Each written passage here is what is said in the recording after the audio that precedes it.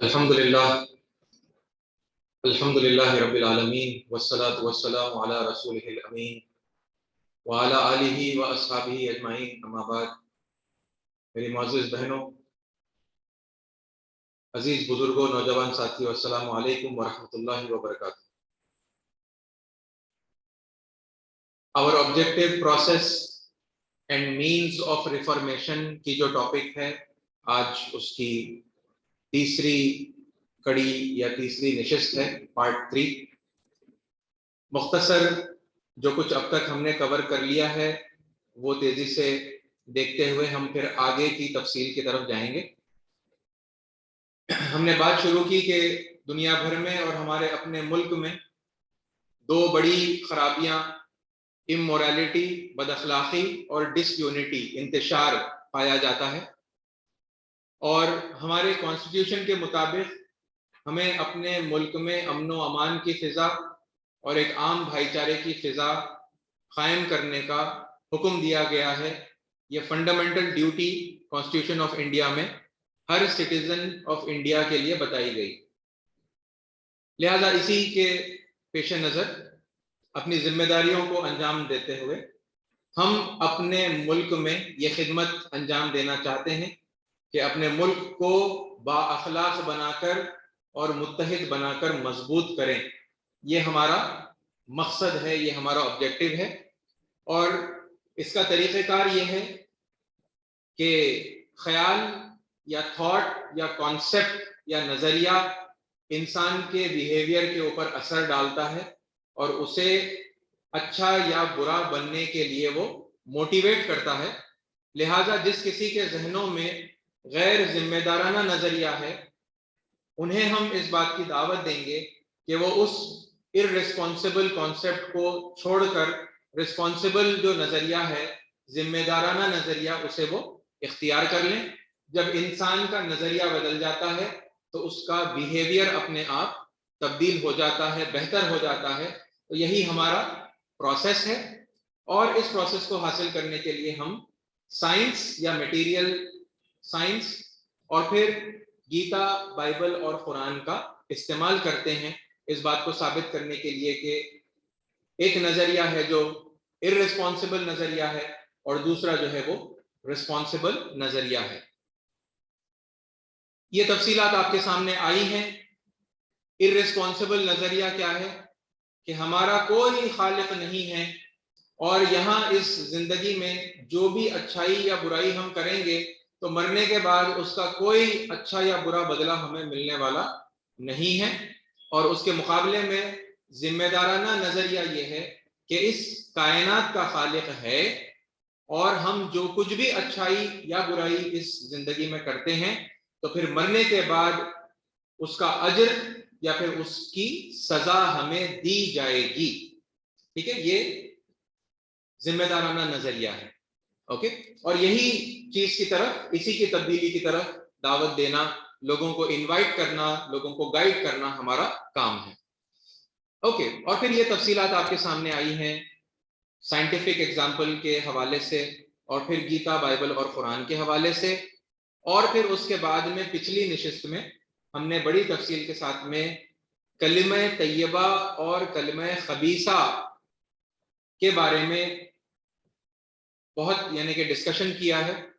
ठीक है, और ये नजरिया अल्लाह ताला खुद हमें देते हैं कि कलिमा तैयबा की मिसाल एक बेहतरीन दरख्त की सी मिसाल है जिसकी जड़ें इंतहाई गहरी और मजबूत होंगी, जिसका तना और जिसकी झाड़ियां आसमान की बुलंदियों को छू रही होंगी और जो हर आन अपने रब के हुक्म से बेहतरीन फल लगातार देता चला जाता है।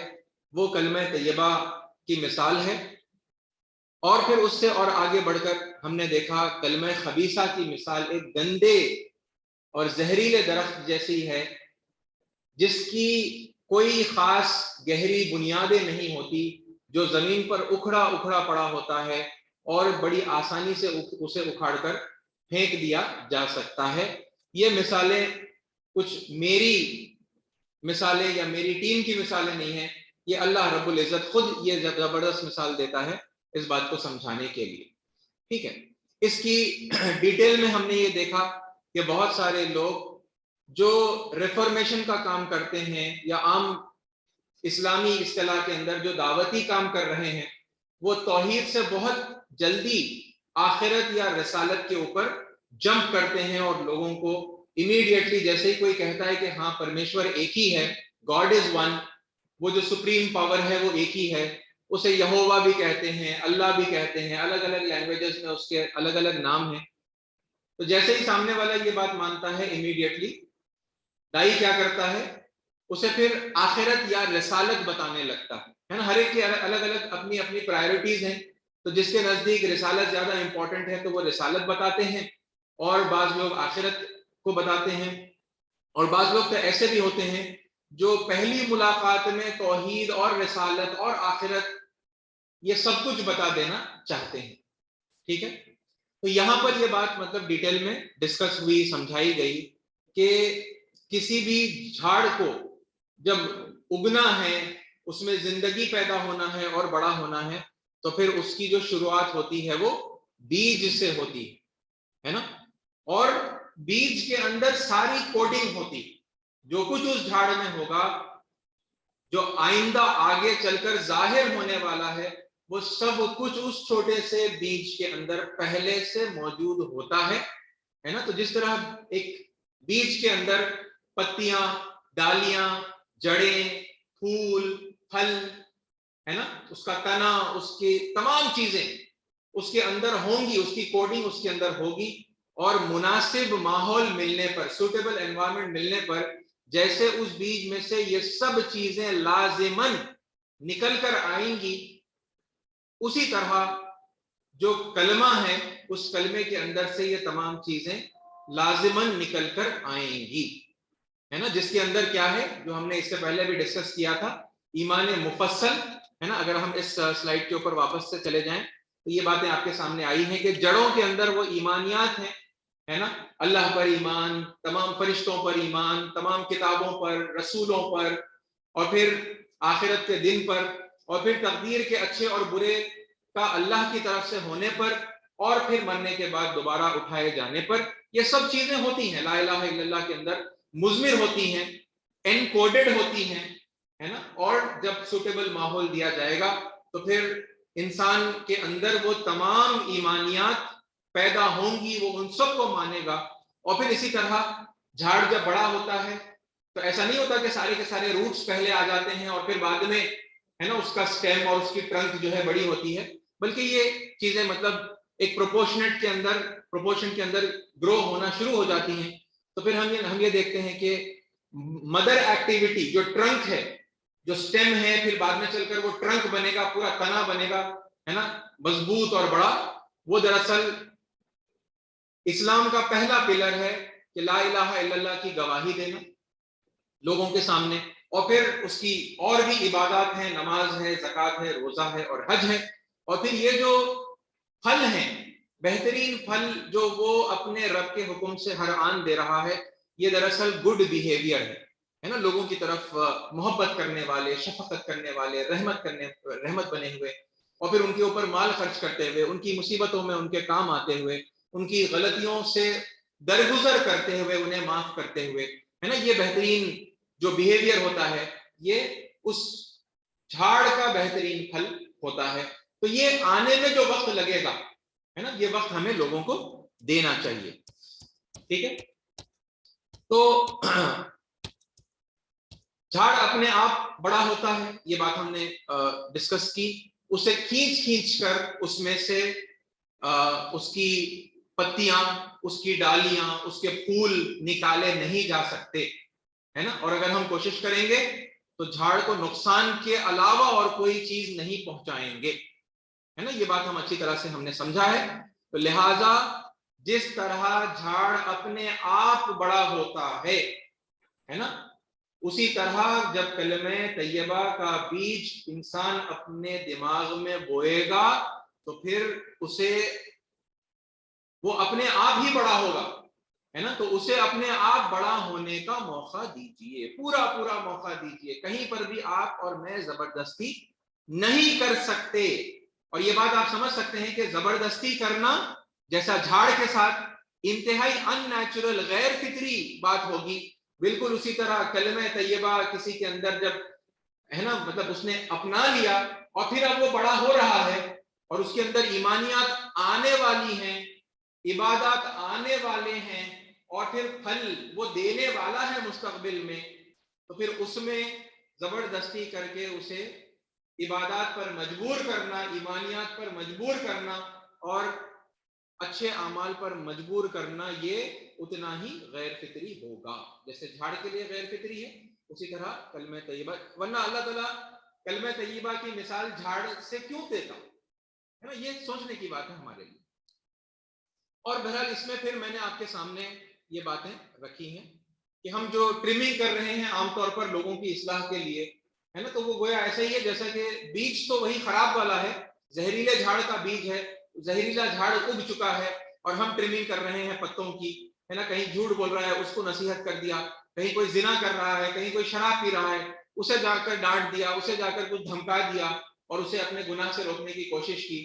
کچھ دن تک ممکن ہے کہ وہ نہیں رہے گا کیونکہ آپ نے ڈالی کاٹ دی، آپ نے پتیاں کاٹ دی ہے نا، تو وہ گناہ نظر نہیں آئے گا، لیکن پھر جب وہ دوبارہ بڑا ہوگا وہ جھاڑ، اس میں پھر ڈالی اور لمبی ہوگی، پھر سے پتے لگیں گے، پھر سے پھول لگے گا، پھر سے پھل آئیں گے، تو پھر کیا اچھا پھل آئے گا، صحت مند اور ہیلدی اور اچھا ہے نا نفع بخش کوئی اس میں سے فروٹ نکلے گا؟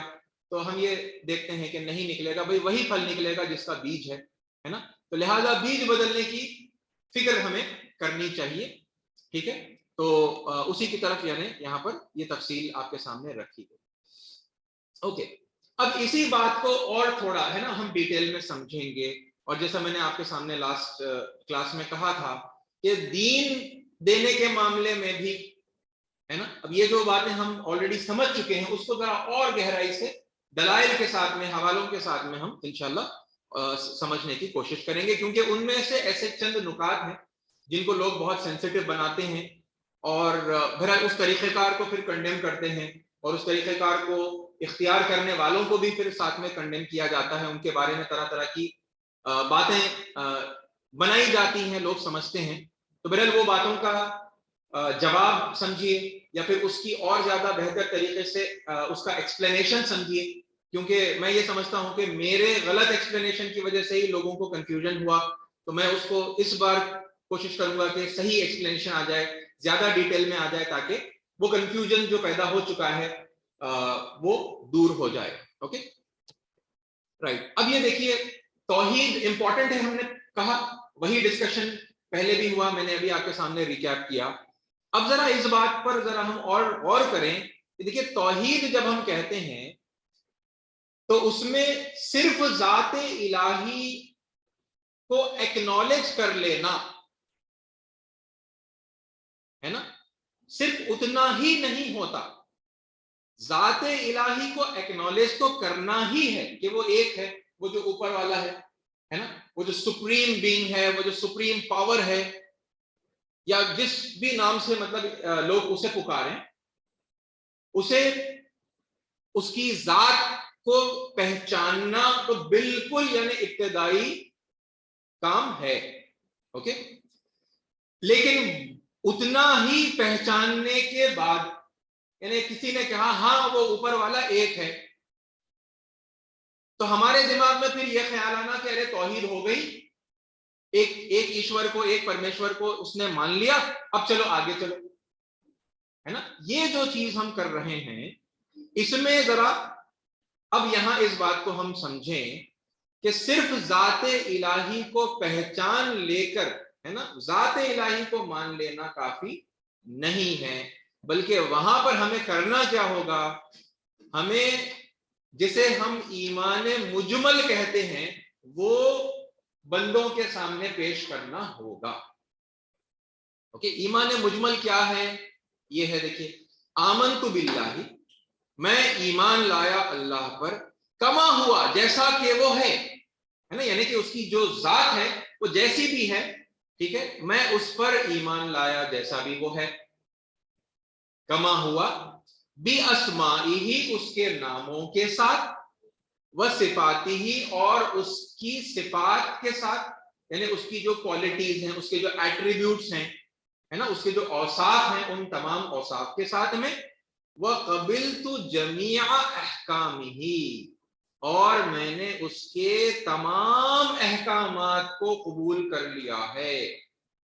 اسے کیا کہتے ہیں ہم دینی اصطلاح کے اندر؟ اسے کہا جاتا ہے ایمان مجمل, ہے نا.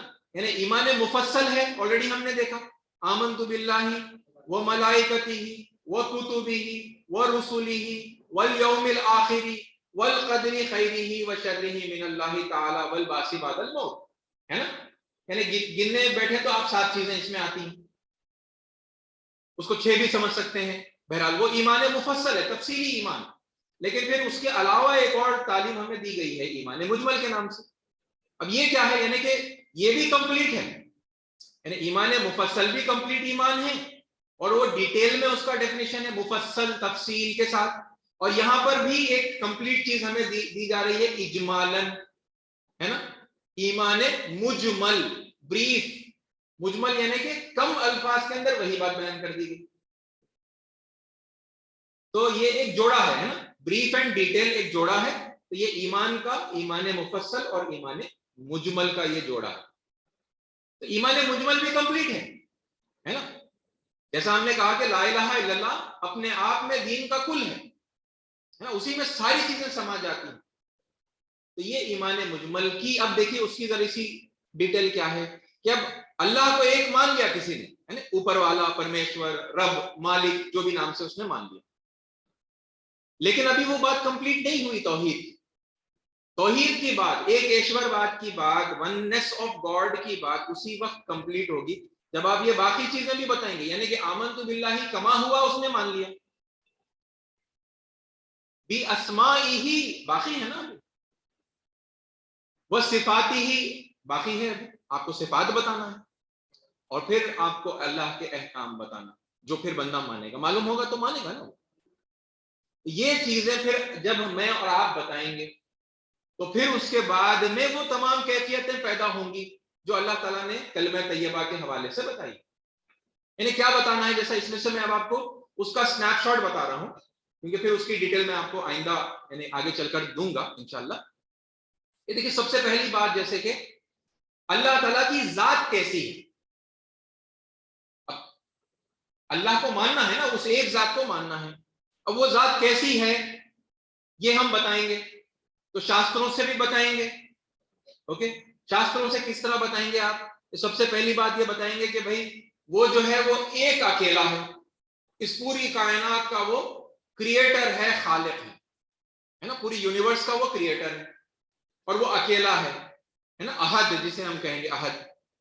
اچھا, اور وہ یونیک ہے, اس جیسا کوئی نہیں ہے. اوکے, تو آپ کہیں گے یونیک.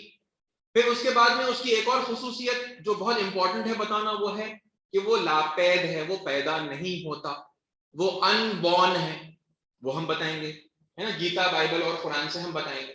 اور پھر اس کے بعد میں ہمیں یہ بتانا ہے کہ وہ انویزیبل ہے, آئی ہے نا, آئی فار انویزیبل, وہ دکھائی نہیں دیتا آنکھوں کو. گیتا, بائبل اور قرآن سے ہم بتائیں گے کہ وہ دکھائی نہیں دیتا. وہاں تینوں جگہ پر, تینوں گرنتھوں میں لکھا ہوا ہے کہ وہ آنکھوں سے دکھائی نہیں دیتا.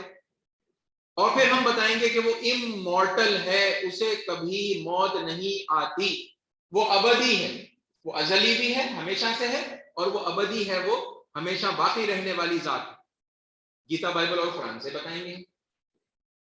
اوکے, اور پھر ہم یہ بھی بتائیں گے کہ اس کے ہر زبان میں بے شمار خوبصورت نام ہیں. اوکے, یعنی اس میں بھی آپ پھر اور زیادہ ڈیٹیل بتا سکتے ہیں. یہ منیمم میں آپ کو بتا رہا ہوں کہ یہ چیزیں تو اس کی ذات کے بارے میں بتانا ہی چاہیے لوگوں کو, رائٹ, کیونکہ لوگوں کے ذہنوں میں پھر اس ایک ذات کو لے کر بھی مختلف کانسیپٹس ہیں, ہے نا. وہ یہ سمجھتے ہیں کہ وہ ذات پیدا ہوتی ہے انسان کی شکل میں, یا پھر وہ ذات مر بھی جاتی ہے اور وہ بار بار اس دنیا میں آتی ہے. اس طرح کے تصورات لوگوں میں پائے جاتے ہیں. تو وہ تصورات خود گیتا, بائبل اور قرآن کی روشنی میں ہم بتائیں گے کہ بھئی خدا کا صحیح تصور دیکھو گیتا کے مطابق کیا ہے نا. وہ یہ ہے کہ وہ یونیک ہے, وہ انبورن ہے, وہ انویزیبل ہے, وہ امورٹل ہے, اور اس کے بے شمار نام. یہ ہو گیا ذات الہی کا تعارف, ہے نا. تاکہ پھر وہ کیٹیگری میں یا وہ کرائٹیریا میں جو بھی ذات فٹ ہوتی ہے تو پھر وہی خدا مانی جائے گی. اس کے علاوہ جو کوئی اس کیٹیگری میں فٹ نہیں ہوتے وہ ذات الہی نہیں ہے, وہ خدا نہیں ہو سکتا. یہ بتائیں گے ہم. پھر اس کے بعد میں ہمیں ان کو بتانا ہے اللہ کے نام, ہے نا, اس پرمیشور کے نام, اسمائہی و صفاتہی, ان دونوں کو اگر ہم ملا لیں, کیونکہ اللہ تعالیٰ کے جتنے بھی نام ہیں وہ صفاتی نام ہی ہے نا. یعنی ہم اگر کہیں گے کہ اللہ تعالیٰ البصیر ہے تو اس کا نام ہو گیا, اور البصیر اس کی کیا ہے, ہر چیز کو ہر وقت بیک وقت دیکھنے کی صفت ہے اس, تو صفاتی نام ہے نا البصیر. تو ہم گیتا, بائبل اور قرآن سے لوگوں کو یہ بتائیں گے کہ دیکھو وہ جو اوپر والا ہے, جو ایک ہے, وہ ہر وقت ہر کسی کے, یعنی میرے, ہر انسان کو کیا سوچنا چاہیے خاص طور پر, ویسے تو وہ ہر کسی کو دیکھ رہا ہے لیکن وہ مجھے دیکھ رہا ہے. تو ہر وقت وہ اوپر والا ہر کسی کی اچھی بری حرکتوں کو دیکھ رہا ہے, اچھے برے اعمال کو وہ دیکھ رہا ہے. یعنی آئی ایم بینگ واچڈ, وہ جو بات ہم نے سائنٹیفکلی پہلے پروف کی تھی نا کہ سی سی ٹی وی کیمرہ جب ہوگا اور انسان کو یہ خیال ہوگا کہ ہاں مجھ پر نظر رکھی گئی ہے, کوئی دیکھ رہا ہے, تو کیا ہوگا, اس کے گناہ کرنے کا رسک کم ہو جائے گا. یہی اللہ کی صفت ہے کہ وہ ہر وقت ہر کسی کے اچھے برے اعمال, یعنی کرموں کو, اچھے برے کرموں کو دیکھ رہا ہے. پھر آپ بتائیں گے وہ السمیع ہے, وہ ہر وقت ہر کسی کی اچھی اور بری باتوں کو سن رہا ہے. صحیح ہے, سن رہا ہے. گیتا کے مطابق بھی یہی ہے, بائبل کے مطابق بھی یہی ہے, قرآن کے مطابق بھی یہی ہے, ہم لوگوں کو بتائیں. تو بندہ کیا سوچے, بندہ یہ سوچے کہ اچھا میری ہر اچھی بری بات کو وہ اوپر, کوئی سنے نہ سنے, وہ اوپر والا سن رہا ہے. یعنی بی کیئرفل, جو بات بولوں گا تو وہ اچھی بات بولوں گا, کوئی بری بات, کوئی گالی, کوئی غیبت, کوئی, ہے نا, چغلی میری زبان سے نہیں نکل سکتی. کیونکہ اگر کوئی سنے نہ سنے وہ سن لے گا, میرا کریٹر سن لے گا, میرا پیدا کرنے والا, میرا مالک سن لے گا, ہے نا. تو پھر انسان کیا کرے گا, وہ صرف اپنے کرموں پر ہی نہیں بلکہ اپنی باتوں پر بھی خود کنٹرول کرے گا, ہے نا. اور یہ بات جتنا زیادہ دل کی گہرائیوں میں اترتی جائے گی وہ اتنا زیادہ اپنے آپ کو کنٹرول کرے گا. اور پھر اس کے بعد میں ہم اسے بتائیں گے تیسری صفت خدا کی. دیکھیے اسماء اور صفات بتانا ہے نا, ایمان مجمل ہے, کیونکہ وہ بتائیں گے تو پھر انسان کے علم میں آئے گا, پھر وہ اسے سمجھے گا, وہ پھر اسے مانے گا, اور پھر ماننے میں گہرائی پیدا ہوتی جائے گی.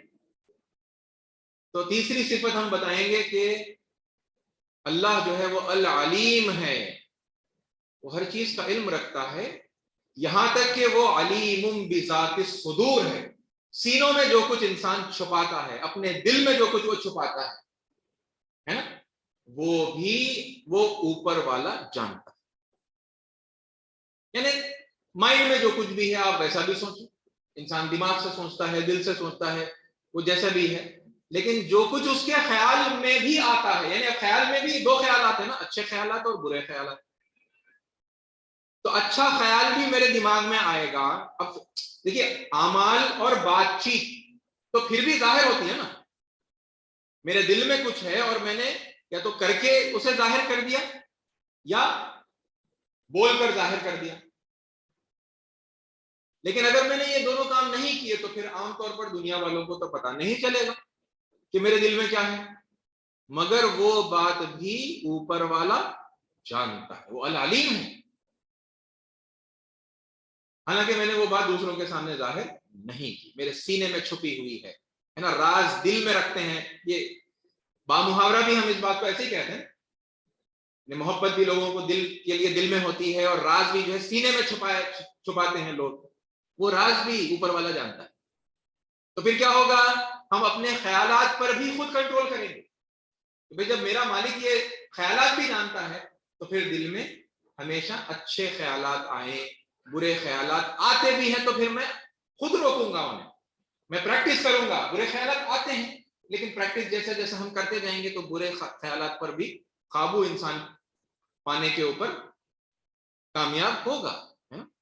اور پھر ہم اس کی بعد چوتھی صفت جو بتائیں گے اوپر والے کی، اللہ کی، پرمیشور کی، وہ کیا ہے کہ وہ خود الشہید ہے، وہ خود گواہ ہے، وہ خود ساکشی ہے، وہ خود وٹنس ہے. یعنی یہ سب چیزیں دیکھ رہا ہے، اعمال اچھے اور برے، باتیں اچھی بری سن رہا ہے، دلوں میں اچھے برے خیالات جو آ رہے ہیں وہ بھی جانتا ہے، اور وہ خود ان سب پر ساکشی ہے، وہ خود وٹنس گواہ.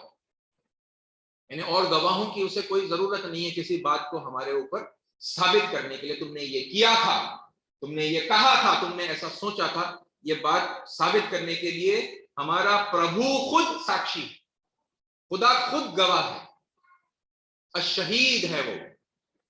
اور پھر اس کے آگے ہم کیا بتائیں گے؟ پانچویں صفت ہم یہ بتائیں گے کہ وہ اوپر والا الحسیب ہے، وہ سارے اعمال کا، باتوں کا، خیالات کا، ہر چیز کا حساب لینے والا. اور وہ حساب لینے کے لیے اس نے ایک دن مقرر کر رکھا ہے، وہ ہے آخرت کا دن، جہاں حساب کتاب لیا جائے گا اور پنیہ اور پاپ تولے جائیں گے، اچھے اور برے اعمال تولے جائیں گے، میزان قائم کیا جائے گا. میزان، نیائے تلا. کس دن؟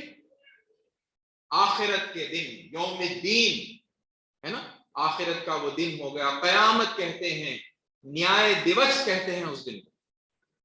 ٹرمینالوجی بھی آپ لوگوں کو معلوم ہو نا، ہمارے ہندو بھائی اسے نیائے دیوس کہتے ہیں. آپ قیامت کہیں گے وہ ہو سکتا ہے ہنسنے لگیں گے، کیونکہ قیامت کا جو تصور میرے اور آپ کے دماغ میں ہے، ضروری نہیں ہے کہ ان کا بھی، ان کے بھی پاس وہی تصور ہو نا. آپ قیامت کہیں گے تو وہ قیامت سے قیامت تک کی مووی سوچ کر وہ، ہے نا، وہ سمجھے گی کچھ انجوائمنٹ کی بات ہو رہی ہے یہاں پہ. ایسا ہی ہے نا. آپ جنت کہیں گے کہ وہاں پر جو فیصلہ ہوگا تو پھر اس کے بعد جنت میں بھیجا جائے گا، تو پھر وہ ان کے پاس جنت تو ایک مووی کا نام ہے نا، جس میں بہت مطلب بےہودہ مطلب چیزیں بتائی گئی ہیں. لوگوں کو بہت مزہ آیا وہ مووی دیکھ کر. جنت کے بارے میں آپ جو تصور کر کے بڑے سیریس ہو کر ان سے بات کریں تو ضروری نہیں ہے ان کو وہی مطلب سمجھ میں آئے.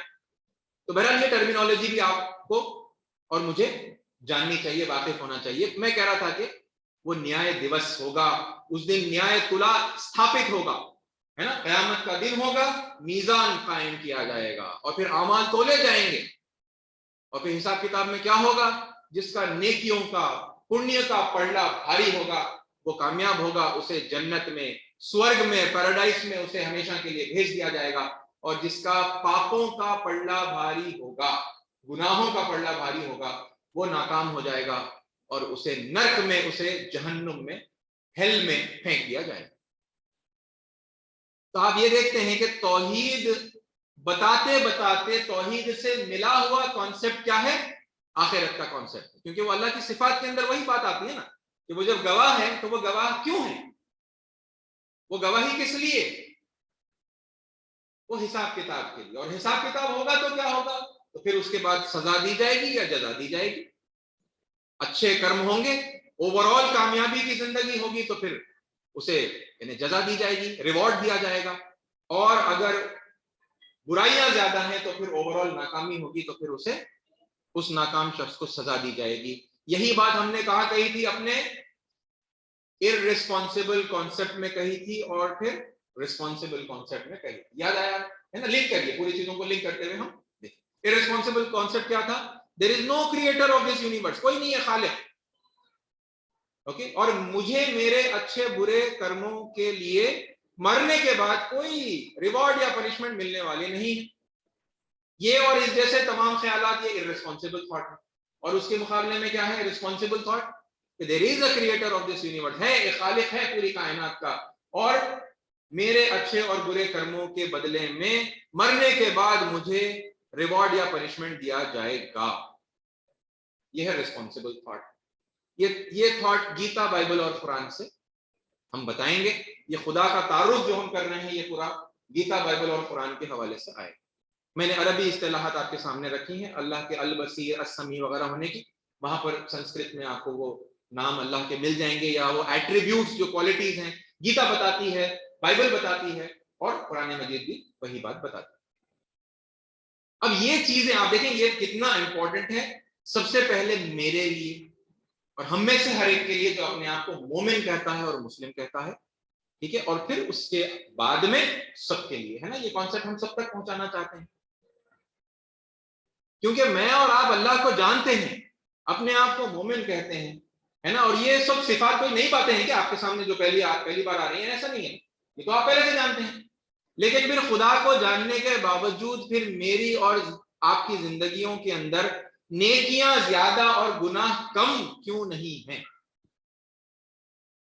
کیوں پڑوسی کے ساتھ اچھا سلوک کرنے میں بڑی مشکل پیش آتی ہے اور اکثر نہیں کر پاتے؟ کیوں اپنی بیوی یا اپنے شوہر کے ساتھ اچھا نہیں رہ پاتے؟ کیوں اپنے ماں باپ کے ساتھ، اپنے رشتہ داروں کے ساتھ، دوست احباب کے ساتھ ہم اچھے، ہے نا، نیکیاں ہونی چاہیے نا، کیوں عبادتوں میں پابندی کرنے میں بڑی مشکل محسوس ہو رہی ہے؟ کیوں گناہوں کی طرف قدم بڑی آسانی سے بڑھ جاتے ہیں؟ خدا اس کو جانتے ہیں نا بھائی، مسلمان تو کم از کم جانتا ہے، حالانکہ غیر مسلم بھی جانتے ہیں، ہم ایسا سمجھتے ہیں کہ وہ نہیں جانتے۔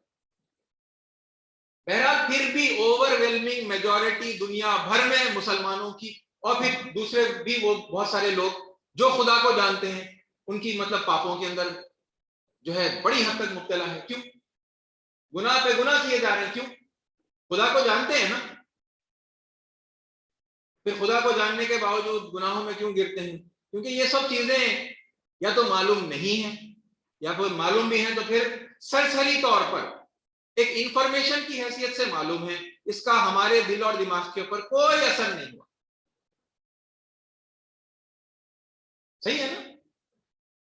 تو اس کی سب سے زیادہ ضرورت پہلے تو ہمیں خود، یعنی جو کوئی یہ ریفارمیشن کا کام کرنا چاہتا ہے اور دنیا کے دوسرے تمام لوگوں کو، ہے نا، بچانا چاہتا ہے جہنم کی آگ سے، اور دنیا اور آخرت کی بربادی سے بچانا چاہتا ہے، اور دنیا اور آخرت کی کامیابی کی طرف بلانا چاہتا ہے، پہلے وہ خود تو اپنے آپ کو ویسا بنانا چاہیے، خود کو بھی بنائیں، ساتھ میں دوسروں کو بھی بنائیں، یہ پیرللی گرو ہونے کا کام ہم کرتے رہیں۔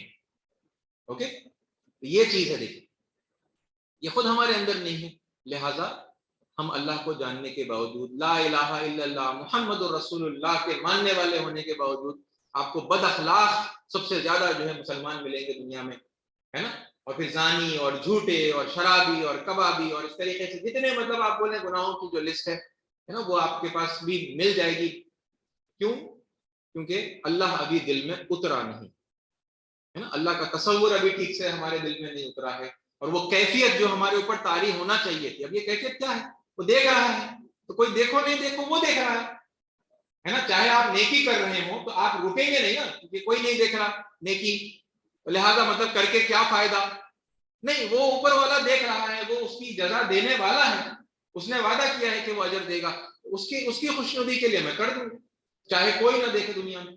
اور گناہوں سے بچنے کے معاملے میں بھی سیم چیز ہے کہ بھائی کوئی نہیں دیکھ رہا، آپ گناہ کر سکتے ہیں، ہے نا، آپ اکیلے ہیں، آپ اندھیرے میں ہیں، اور کوئی آپ کے اوپر نظر رکھنے والا نہیں ہے، اور گناہ کرنے کا پورا یعنی کہ کھلا ہوا موقع ہے آپ کے پاس، لیکن یہ تصور کہ نہیں کوئی نہ دیکھے تو نہیں، مگر وہ اوپر والا میرا خالق مجھے دیکھ رہا ہے، میں نہیں کر سکتا یہ گناہ، یہ کیفیت یہ خدا کے تعارف کے بعد ہی پیدا ہوگی، ہے نا، اور جب یہ پھر احساس ہوگا کہ خدا محبت کرتا ہے مجھ سے، وہ بے شمار رحمت برسا رہا ہے مجھ پر اور ہم سب پر، ہے نا، وہ رحمان ہے، وہ رحیم ہے، وہ ودود ہے، اور پھر بے شمار یعنی کہ اس کی جو صفات ہیں وہ جیسے جیسے انسان کے سامنے آتی جائیں گی، تو پھر انسان کیا کرے گا؟ انسان بھی ویسا وہ کیفیتیں، وہ ایٹریبیوٹس، وہ کوالٹیز اپنے اندر پیدا کرے گا نا، پیدا کرنے کی وہ فکر کرے گا، پیدا کرنے کی وہ کوشش کرے گا، اور پھر وہ جب وہ یہ بھی جانے گا کہ پھر وہ جو میرا خالق ہے، وہ جو میرا رب ہے، اس کی کچھ پسند ہے اور کچھ ناپسند ہے نا، وہ کچھ چیزوں سے خوش ہوتا ہے اور کچھ چیزیں کرنے کا اس نے حکم دیا ہے، اور وہ کچھ چیزوں کو ناپسند کرتا ہے نا، وہ گناہوں کو کرنے پر وہ ناراض ہو جاتا ہے، اور اس نے ان چیزوں سے منع کرنے کیا ہے اور ان چیزوں سے دور رہنے کا حکم دیا ہے، تو پھر انسان کے اندر وہ جستجو پیدا ہوگی کہ میں وہ احکام معلوم تو کروں، ہے نا، میں چاہتا ہوں کہ میں اس میرے خالق کے آگے جھک جاؤں.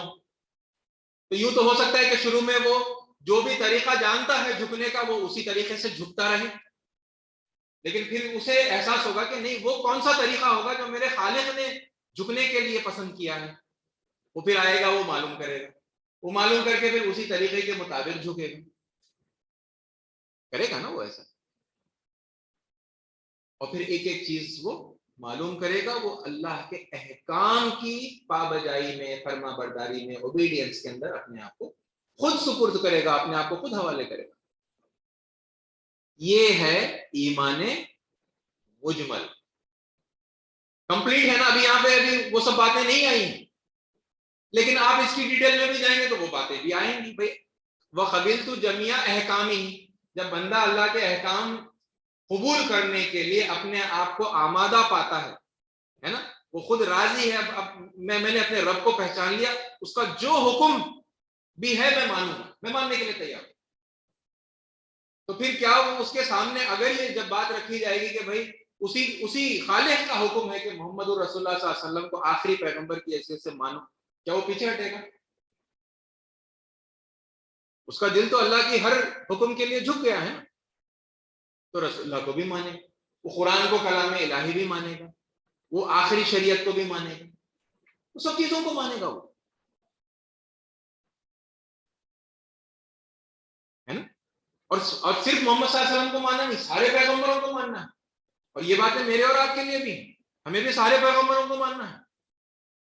یہ کوئی ایسا مطالبہ نہیں ہے جو صرف ہے نا ہندوؤں سے ہو رہا ہے یا عیسائیوں سے ہو رہا ہے. مسلمانوں کے لیے مطلب اس کے اندر چھوٹ ہے، آپ بس مطلب گنے چنے چند پیغمبروں کو مان لیں، آپ بس کچھ گنے چنی کتابوں کو مان لیں، آپ کے لیے کافی ہے. نہیں، ساری کتابوں کو ماننا، سارے پیغمبروں کو ماننا اللہ کا حکم، سب پر ایمان لانا ہے نا.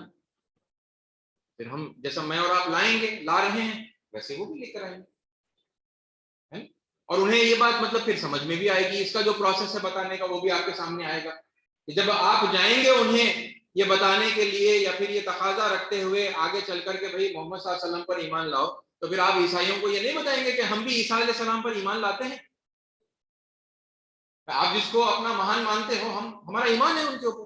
آپ جس کتاب کو کلام الہی مانتے ہو، ہمارا بھی ایمان ہے، ہم بائبل پر ایمان لاتے ہیں، انجیل پر، ہے. اور اسی طرح سے پھر آپ ہندوؤں کے لیے بھی کریں گے اور دوسرے لوگوں کے لیے بھی کریں گے. یہ جو ہے یہ پروسیس کے اندر یہ بات آئے گی، اس کی ڈیٹیل میں ہم بعد میں جائیں گے. پھر یہاں جو بات مین ہائی لائٹ کرنے کی، فوکس کرنے کی ہے کہ توحید کو ہلکے میں نہ لیں. گاڈ از ون کسی نے کہہ دیا اور ہم فوری کود گئے اگلے مرحلے کے اوپر، چلو رسالت بتاؤ، چلو آخرت بتا دو. ابھی اس نے خدا کو پہچانا ہی نہیں ہے نا، خالی ایک ہے تو اتنا ہی مانا ہوں.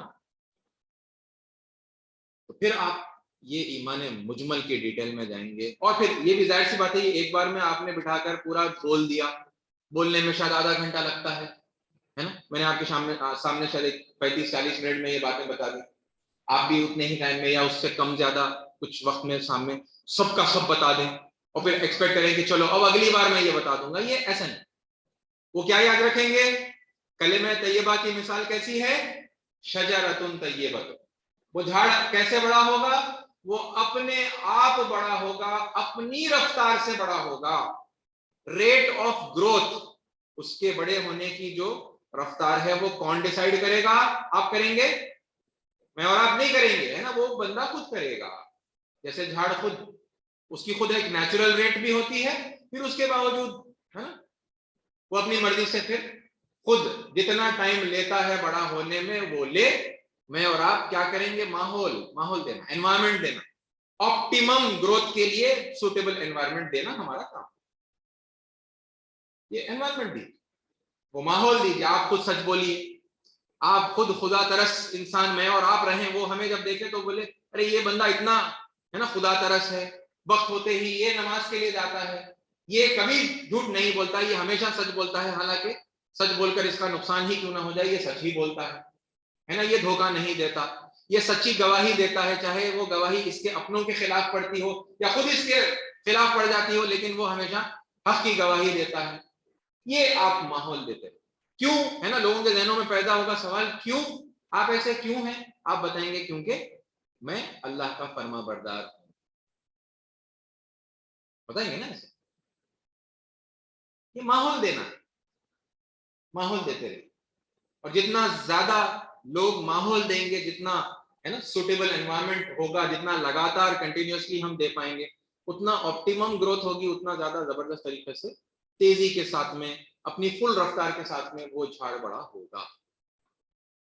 اسے اسکپ کریں گے بڑا نقصان ہوگا، ہے نا. اسے اسکپ کر کر جو دعوت دی جاتی ہے لوگ آ بھی جاتے ہیں، تو پھر آپ کو ایسے لوگ ملیں گے، میں نے دیکھے ہیں اپنی آنکھوں سے، ہے نا، جو لا الہ الا اللہ تو مان چکے ہیں، وہ اپنے آپ کو اب مسلم کہتے ہیں، مگر پہلے بھی گالی بکتے تھے، آج بھی گالی بکتے ہیں، پہلے بھی والدین کو جھڑکیاں دیتے تھے، آج بھی جھڑکیاں دیتے ہیں، پہلے بھی جھوٹ بولتے تھے، آج بھی جھوٹ بولتے ہیں، ہے نا، پہلے بھی غیبت کرتے تھے، آج بھی غیبت کرتے ہیں. اب کیا ہوا بولے تو تبدیلی، یہ نام میں ایک تبدیلی آ گئی ان کے، کہ پہلے کچھ ایک ہندی یا تیلگو یا انگلش میں ان کا نام ہوا کرتا تھا، اب ان کا نام عربی اینڈ سو کالڈ اسلامک نام ہو گیا، اور ان کا حال حلیہ بدل گیا، ان کا ڈریس بدل گیا. وہ پہلے کوئی خاتون اگر ہوتی تھی وہ برقع نہیں پہنتی تھی، اس نے برقع پہن لیا، لیکن پھر اخلاقی اعتبار سے اس کے اندر وہ جو تبدیلی، جو اصل تبدیلی تھی، جو اللہ تعالیٰ کو مقصود تھی کہ اچھے انسان بنو، ہے نا، دین اللہ تعالیٰ نے اسی لیے دیا نا اچھے انسان بننے کے لیے، وہ تبدیلی نہیں آئی. تو اللہ تعالیٰ کو کیا مقصود ہے یہ طے کر لیں ہم، ہے نا. کیا اللہ تعالیٰ کو حال حلیے کی تبدیلی اصل مقصود ہے، یا اللہ تعالیٰ انٹرنل چینج اور کیریکٹرل چینج چاہتا ہے؟ کیا چاہتا ہے اللہ؟ اخلاقی تبدیلی چاہتا ہے نا اللہ. آپ ایک اچھے انسان بن جائیں، اور سارے لوگ، یہ دعوت جہاں جہاں تک پھیلے، وہ سارے کے سارے انسان اچھے انسان بن جائیں، وہ دوسروں کے لیے سراپا خیر بن جائیں، رحمت بن جائیں، یہ اللہ چاہتا ہے نا. وہ نہیں، وہ مقصد حاصل نہیں ہوا. تبدیلی کون سی ہوئی؟ حال حلیے کی تبدیلی ہو گئی. وہ نام ایک عربی والا ہو گیا اور حال حلیہ بدل گیا. مردوں کے لیے مطلب داڑھی آ گئی، پہلے اگر نہیں تھی داڑھی تو پھر داڑھی آ گئی، ٹوپی آ گئی، ہے نا، قمیص شلوار یا کرتا پیجامہ انہوں نے پہن لیا. لیکن پھر کیریکٹر کیسا ہے؟ وہ پرانا جو چل رہا ہے ویسے ہی چل رہا ہے نا، تھوڑی بہت امپروومنٹ کے ساتھ. اب ذرا ماشاء اللہ، الحمدللہ، سبحان اللہ بول لیتے. یہ نہیں ہے وہ تبدیلی جو اللہ تعالیٰ چاہتا ہے نا. اصل تبدیلی جو ہے وہ کیریکٹرل چینج ہے، وہ کیریکٹرل چینج، اور پھر سب چیزیں، ہر چیز کی تبدیلی جو خیر کے لیے آئے گی وہ لا الہ الا اللہ کے اندر مضمر. اوکے، یہ ہے ایمان مجمل. اسے ہم لوگوں کے سامنے تفصیل کے ساتھ میں پیش کریں، سامنے والے کے مزاج کو ہمیشہ دائی دیکھتا رہے. ریفارمر جو ہے وہ دیکھتا رہے کہ بھئی ان کو بات سمجھ میں آئی یا نہیں، ہے نا، اس کا ان کے دل پر اثر ہوا یا نہیں ہوا، ان کے اندر پھر کچھ تبدیلی آئی یا نہیں آئی، اور پھر اگلے سبق کے لیے وہ ریڈی ہوئے ہیں یا نہیں ہوئے ہیں. یہی ہوتے ہیں نا اچھے ٹیچر کی علامت. یہ ہم نے لاسٹ ٹائم بھی بات کی تھی. اچھا ٹیچر وہ نہیں ہوتا جو اپنی طرف سے بس دنادن ہے نا سبق دیتا چلا جائے پے در پے، چاہے بچوں کو سمجھ میں آئے یا نہ آئے، بس اپنی طرف سے دے دیا، ہاتھ جھاڑ دیا، نکل گئے. بلکہ اچھا ٹیچر تو وہ ہوتا ہے جو سامنے والے کے حساب سے دیکھے بھئی اسے سمجھ میں آیا یا نہیں آیا، اور ذرا کچھ سمپلیفائی کر کے ان کو سبق دینے کی ضرورت ہے، کچھ اور کم رفتار پر مطلب ان کو دینے کی ضرورت ہے، تھوڑا اور وقت دینا چاہیے ان کو وہ بات سمجھنے، ہضم کرنے کے لیے، پھر اس پر عمل کرنے کے لیے، ہے نا. یہ طریقے سے سکھانے والا زیادہ صحیح اچھا ٹیچر ہوتا ہے. اللہ تعالیٰ سب سے بہترین معلم ہے، اور دنیا میں جو اس نے معلمین بھیجے ہیں تو اس میں بہترین معلموں میں سے اللہ کے پیارے نبی صلی اللہ علیہ وسلم ہے نا. ان چیزوں میں رسول اللہ صلی اللہ علیہ وسلم نے لوگوں کو جتنا وقت درکار تھا اتنا وقت دیا. اور یہ بات مطلب جسٹ ریمائنڈر کے لیے میں کہہ رہا ہوں، پہلے بھی کہہ چکا ہوں، ہر جھاڑ کی سیم سپیڈ نہیں ہوتی. تو کچھ لوگ آپ کو ملیں گے وہ سٹا سٹ ہے نا بڑی تیزی کے ساتھ میں وہ اس کانسیپٹ کو لے لیں گے، بڑی جلدی وہ گرو ہو جائیں گے. شجر طیبہ بڑے زبردست ہے نا پھلدار سایہ دار بڑے آسمان کی بلندیوں کو چھوتے ہوئے درخت وہ جلدی بن جائیں گے. لیکن کچھ لوگ اتنے رفتار کے نہیں ہوں گے، وہ میڈیم پیس کے ہوں گے، اور پھر کچھ ویری سلو ہوں گے. ان کو آپ اپنا ٹائم دیں گے، وہ اپنے رفتار سے آئیں گے. کسی ایک نے جلدی کر لیا تو ہم دوسرے پہ یہ مطالبہ نہیں کر سکتے کہ بھائی انہیں جلدی بڑا ہو گیا نا، تم کیسا نہیں ہوتے.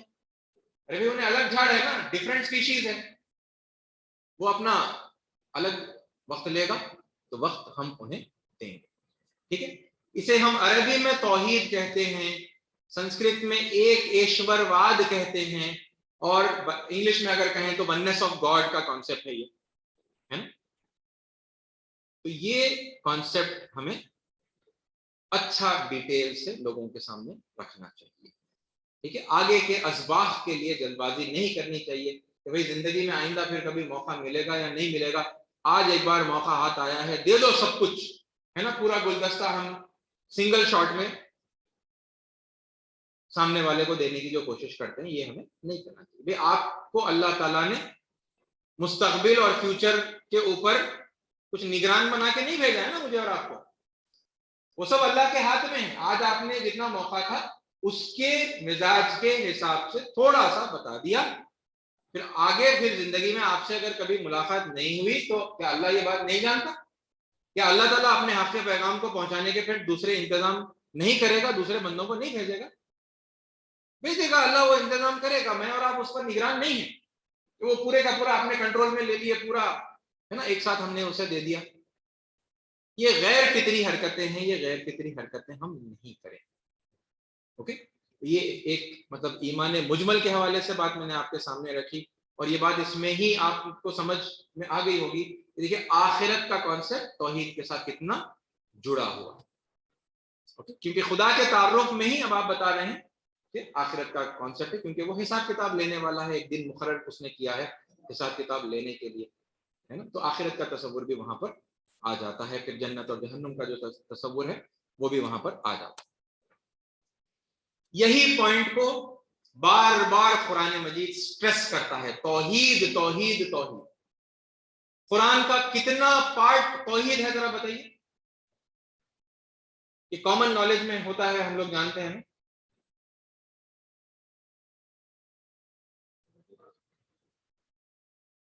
70%. یہ بہت پاپولر ہے کہ 1/3 آف دا قرآن، سورہ اخلاص پڑھ لینا، قل هو اللہ احد کا جو سورہ ہے وہ پڑھ لینا، اس کے بارے میں کیا کہا جاتا ہے؟ کتنا قرآن پڑھنے کے برابر ہے یہ؟ 1/3، 1/3 آف دی قرآن. سورہ اخلاص پڑھ لینا، قل هو اللہ احد اللہ الصمد لم یلد ولم یولد ولم یکن لہ کفوا احد، یہ سورہ اخلاص ہے نا. سورہ اخلاص کا پڑھ لینا 1/3 قرآن پڑھ لینے کے برابر ہے. کیوں؟ اس میں کیا کہا گیا؟ اس میں خالصتاً توحید بتائی گئی. تو اس کا پڑھ لینا 1/3 قرآن پڑھ لینے کے برابر ہونے کا مطلب یہ ہے کہ 1/3 آف دا قرآن توحید سے بڑا بھرا ہوا. تو جگہ جگہ اللہ توحید پر اتنا سٹریس کیوں دے رہے ہیں؟ کیونکہ یہی وہ تصورات ہیں جو انسان کو ایک اچھا انسان بناتی ہے. اسی لیے توحید، اسی کے دلائل ہیں بس آپ کے سامنے جو میں بس رکھوں گا، اور اس میں سے ذرا تیزی سے آگے بڑھوں گا. دیکھیے اب اللہ جیسا بتا رہے ہیں، جیسے ہائی لائٹ کر رہا ہوں میں یہ پوائنٹ، کیونکہ اس کو آپ ایسے سمجھیں اس وقت کہ توحید، آخرت، رسالت، یہ 3 چیزیں ہیں نا پیش کرنے کی. اب ہم کہہ رہے ہیں کہ تدریج ہے پیش کرنے میں، ایک سیکوینس ہے، ایک تدریج ہے، گریجولی، سلولی کچھ باتوں کو پیش کرنا ہے نا. تو توحید پر زیادہ فوکس کرنا چاہیے. سب سے امپورٹنٹ بات توحید ہے، اور اس پر ہمیں اچھا وقت صرف کرنا چاہیے، ہے نا، مدو کے مطابق. کتنا وقت؟ مدو کے مطابق. مدو کم اور زیادہ وقت جتنا بھی وہ لیتا ہے. اسی کی طرف اب میں آپ کو اور مزید دلائل دے رہا ہوں. یہ بھی چند ہیں، اور مطلب ظاہر سی بات ہے میں 1/3 قرآن تو آپ کے سامنے پڑھ کر نہیں سناؤں، ہے نا. اس میں سے جو بڑی نمایاں جو باتیں ہیں آپ اس میں سے دیکھتے جائیے. اب دیکھیے، قل یا اہل الکتاب، اے نبی صلی اللہ علیہ وسلم اہل کتاب سے کہہ دیجئے کہ اے اہل کتاب، اے کتاب والو، یعنی کہ تورات اور انجیل والو، اور ان کے علاوہ بھی جو کوئی کتاب والے لوگ ہیں، اوکے، ان سب آ جاتے ہیں. یا اہل الکتابی تعالو، آؤ، ہے نا، تعالو آؤ، الی کلمتن، اس سنگولر، ابھی کہا کہ کلمتن ہے، کلماتن ہے. کلمتن ایک سنگولر پوائنٹ ہے جس کی طرف بلایا جا رہا ہے، سنگل کلمہ. اوکے، تعالو الی کلمتن، کیا ہے، کیسا ہے وہ کلمہ؟ سواء بیننا و بینکم، وہ کلمہ سملر ہے، سیم ہے ہمارے اور تمہارے درمیان. اور کیا ہے پھر وہ کلمہ؟ اللہ نعبد الا اللہ. کیا ہے بھائی؟ ہم اللہ کے علاوہ، اس پرمیشور کے علاوہ کسی کی بندگی، کسی کی اپاسنا، کسی کی عبادت نہیں کریں گے. ولا نشرک بہ شیئا، اور اس کے ساتھ ہم کسی کو شریک نہیں کریں گے. پھر سے توحید کی بات ہو رہی. پہلی پوائنٹ بھی توحید کی ہے، اللہ نعبد الا اللہ، ہم اس ایک اوپر والے اللہ کے علاوہ کسی کی عبادت نہیں کریں گے. پھر وہی بات دہرائی جا رہی، ولا نشرک بہ شیئا، اور اس کے ساتھ ہم کسی کو ساجی نہیں ٹھہرائیں گے، اس پرمیشور کے ساتھ کسی کو شریک نہیں کریں گے. پھر ولا تتخذ بعضنا بعضا اربابا من دون اللہ. پھر تیسری بات کیا ہے بھائی؟ پھر سے توحید ہی ہے نا.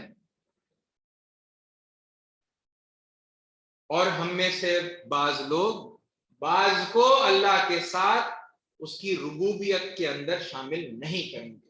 اللہ جو واحد رب ہے اس کے ساتھ اوروں کو رب نہیں بنائیں گے. ہم میں سے بعض لوگ بعضنا بعضن، بعض کو کیا کرتے ہیں؟ اربابا من دون اللہ، اللہ کے علاوہ بھی رب بنا لیتے ہیں. ہم ایسا ہم نہیں کریں گے. کیا یہ بھی بات توحید کی چیز؟ تو سنگولر پوائنٹ، وہ واحد کلمہ جس کی طرف بلایا جا رہا ہے، جو کامن ہے ان کے اور ہمارے درمیان، اہل کتاب اور ہمارے درمیان، وہ کیا ہے؟ توحید توحید توحید. یعنی وہ ایک ہی جو کلمہ ہے، ظاہر سی بات ہے، لیکن 3 پیرائے کے اندر کہا گیا. اور پھر چوتھی جو بات اس میں کہی گئی، فَإِن تَوَلَّوْا، اس بات سے اگر وہ منہ موڑے تو پھر اشہدوا بِأَنَّا مُسْلِمُونَ، تو پھر آپ تو یہ گواہ رہو کہ ہم تو اسی کے فرما بردار. ہم مسلم ہیں کا مطلب اسی ایک اللہ کے ہم فرما بردار ہیں. یہ تینوں کاموں میں ہم تو کم از کم فرما برداری کرتے ہیں، اللہ ہی کی عبادت کرتے ہیں، اس کے ساتھ کسی کو شریک نہیں کرتے، اور اس کے علاوہ کسی کو ہم رب نہیں بناتے. یہ ہے وہ کلمہ ثواب. رسالت ہے اس میں؟ نہیں. رسالت ہے اس میں، مضمر ہے، چھپی ہوئی ہے، بیان نہیں کی گئی. کیونکہ کلمہ طیبہ کے اندر تو ہر چیز مضمر ہے نا. یہ جو بے چینی لوگوں میں پیدا ہوتی ہے کہ ارے بھائی رسالت نہیں بولے آپ، رسالت تو انڈرسٹوڈ ہے. یہی بات ہے، جو چیز انڈرسٹوڈ ہے اسے انڈرسٹوڈ میں ہی رہنے دیں. جو چیز بیان ہوئی ہے اسی کو بیان کریں، تبھی تو اللہ کے بندے کہلائیں گے نا، تبھی تو رسول اللہ کے امتی کہلائیں گے. اللہ جتنی بات بولا اتنی بات بولنا، جو انڈرسٹوڈ میں رکھا اللہ تعالیٰ اور بولا نہیں واضح الفاظ میں، تو وہ بھی ہم بھی انڈرسٹوڈ میں رکھ دینا اتنی دیر کے لیے، بولنا نہیں پھر واضح الفاظ کے اندر. بات سمجھ میں آ رہی؟ رسالت یہاں پر انڈرسٹوڈ ہے، کیونکہ وہاں پر راست طور پر نبی کریم صلی اللہ علیہ وسلم خود بول رہے ہیں یہ باتیں. یعنی آپ بذات خود موجود ہیں نا، مشرکین مکہ کو، اہل کتاب کو دعوت دے رہے ہیں، آپ خود ہیں. تو انڈرسٹوڈ ہے کہ اس بات کو ماننا آپ کو ماننا ہوا، یعنی توحید کو مان لینا، رسالت کو مان لینا ہوا. لیکن انڈرسٹوڈ ہے، کہا نہیں گیا، اللہ نہیں کہہ رہا خود. لہذا جو بات انڈرسٹوڈ میں ہے وہ انڈرسٹوڈ میں رہے.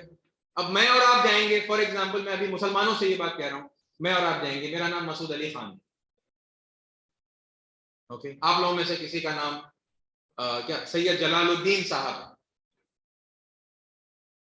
آپ جا کر لوگوں کو کہہ رہے ہیں کہ بھئی اس ایک پرمیشور کی اپاسنا کرو، اس کو اللہ بھی کہتے ہیں، یہوہ کہتے ہیں، اللہ گاڈ کہتے ہیں، اسی کی بندگی کرو، اس کے علاوہ کسی کی بندگی مت کرو.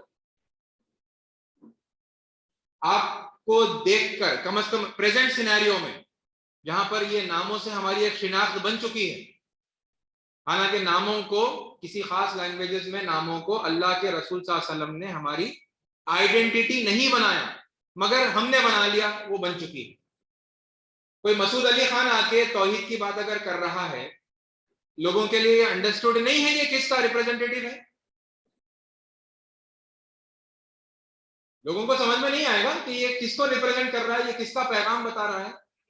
ये अल्लाह का रिप्रेजेंट है, ये कुरान को रिप्रेजेंट कर रहा है, ये मोहम्मद सल्लल्लाहु अलैहि वसल्लम को मानता है, ये उन्हीं की बातें हमारे सामने रख रहा है। ये बातें अंडरस्टूड नहीं है, अंडरस्टूड है ना। मैं और आप भी जाएंगे तो ये बातें अंडरस्टूड ही रहेंगी। ये कहीं पर, ये बातें कहीं पर भी ओझल नहीं होती, ये हैं अंडरस्टैंडिंग में अपने आप। ये बातें हैं जब आप खड़े होकर वो बात कहेंगे, तौहीद की बात जब आप कहेंगे, ये बात अपने आप में अंडरस्टूड में है कि आप किसको रिप्रेजेंट कर रहे हैं। लेकिन चूंकि ये बात अंडरस्टैंडिंग में है, कहीं नहीं गई, लिहाजा आप भी उसे अंडरस्टैंडिंग में रहने दें, कहें नहीं। राइट, रसूलुल्लाह सल्लल्लाहु अलैहि वसल्लम भी वैसे ही कर रहे हैं। ओके, और देखिए आप, ये पहला स्टेज है ना, ये बात मतलब हमेशा अपने ध्यान में रखिए, हम जो बात कर रहे हैं हम प्रोसेस की बात कर रहे हैं। फर्स्ट स्टेज है, फर्स्ट स्टेज में क्या बात कहनी, और फिर वो क्योंकि कॉमन पॉइंट है, आप ये भी देखें यही कॉमन पॉइंट है, इसके अलावा जो पॉइंट है वो कॉमन नहीं है। यानी क्या मोहम्मद सल्लल्लाहु अलैहि वसल्लम सबके लिए कॉमन है उनके पर्सपेक्टिव से? नहीं है। यानी आप ईसाई के पास जाकर कहेंगे मोहम्मद सल्लल्लाहु अलैहि वसल्लम हमारे और तुम्हारे दरमियान कॉमन है, वो कहेगा नहीं, वो बोलेगा हमारे जीसस है, तुम्हारे मोहम्मद है। आप यहूदी के पास जाएंगे और कहेंगे तो मोहम्मद सल्लल्लाहु अलैहि वसल्लम कॉमन है, वो कहेगा नहीं, हमारे मोसेस हैं, तुम्हारे मोहम्मद है। ये तो कॉमन पॉइंट नहीं है, डिफरेंट पॉइंट है। और इसी तरह आप हमारे हिंदू भाइयों के पास जाएंगे, बोलेंगे मोहम्मद सल्लल्लाहु अलैहि वसल्लम हमारे तुम्हारे दरमियान कॉमन है, वो आपको क्या जवाब देंगे? बोलेंगे नहीं, हमारे तो राम है, आपके मोहम्मद है, या हमारे तो कृष्ण है, आपके मोहम्मद है। ये होगा ना डिस्प्यूट। इसीलिए अल्लाह ताला ने ये बात नहीं रखी। हालांकि सारे पैगंबर सबके लिए हैं। ये इस्लाम की जो खूबसूरत बात है वो ये है कि सारे पैगंबर सबके लिए। हम ऐसे तो नहीं है ना कि सिर्फ मोहम्मद सल्लल्लाहु अलैहि वसल्लम को मानते हैं, बाकी सबको हम कैंसिल करते हैं, नहीं मानने से इनकार करते हैं, ऐसा नहीं है। हम तो सबको मानते हैं, सारे पैगंबर सबके लिए। लेकिन हुआ क्या, हुआ ये कि बाज लोगों ने, जैसे हमारे हिंदू भाई है, बाज ने राम तक जो जो आए थे उनको माना, उनके बाद किसी को नहीं माना।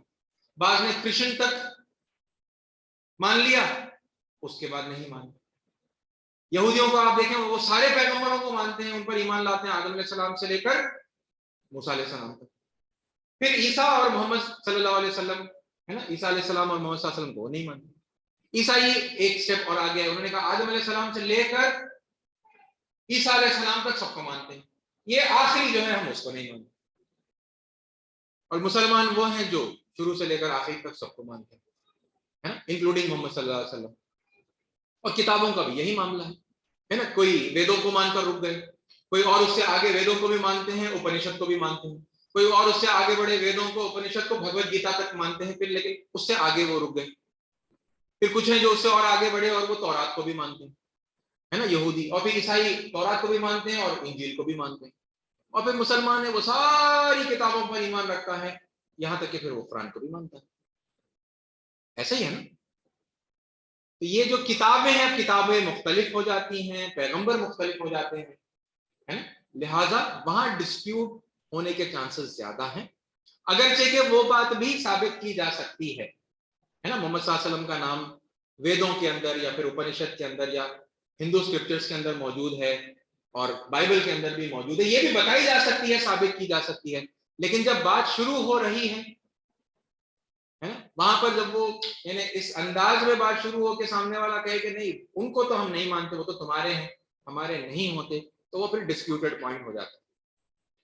ओके, तो लिहाजा डिस्प्यूटेड पॉइंट को अवॉइड करके अल्लाह ताला ने जो सिमिलर बात बताई है उसमें खालिस तौहीद अल्लाह ताला बता रहे हैं कि उसमें भी बहरहाल जो डिस्प्यूट होगा तो वो सबसे आसानी से जो हल होगा, और सबसे अहम जो पॉइंट है ना, जिसके अंदर फिर तमाम बाकी सारी चीजें मुज़मिर हैं, वो ला इलाहा इल्लल्लाह।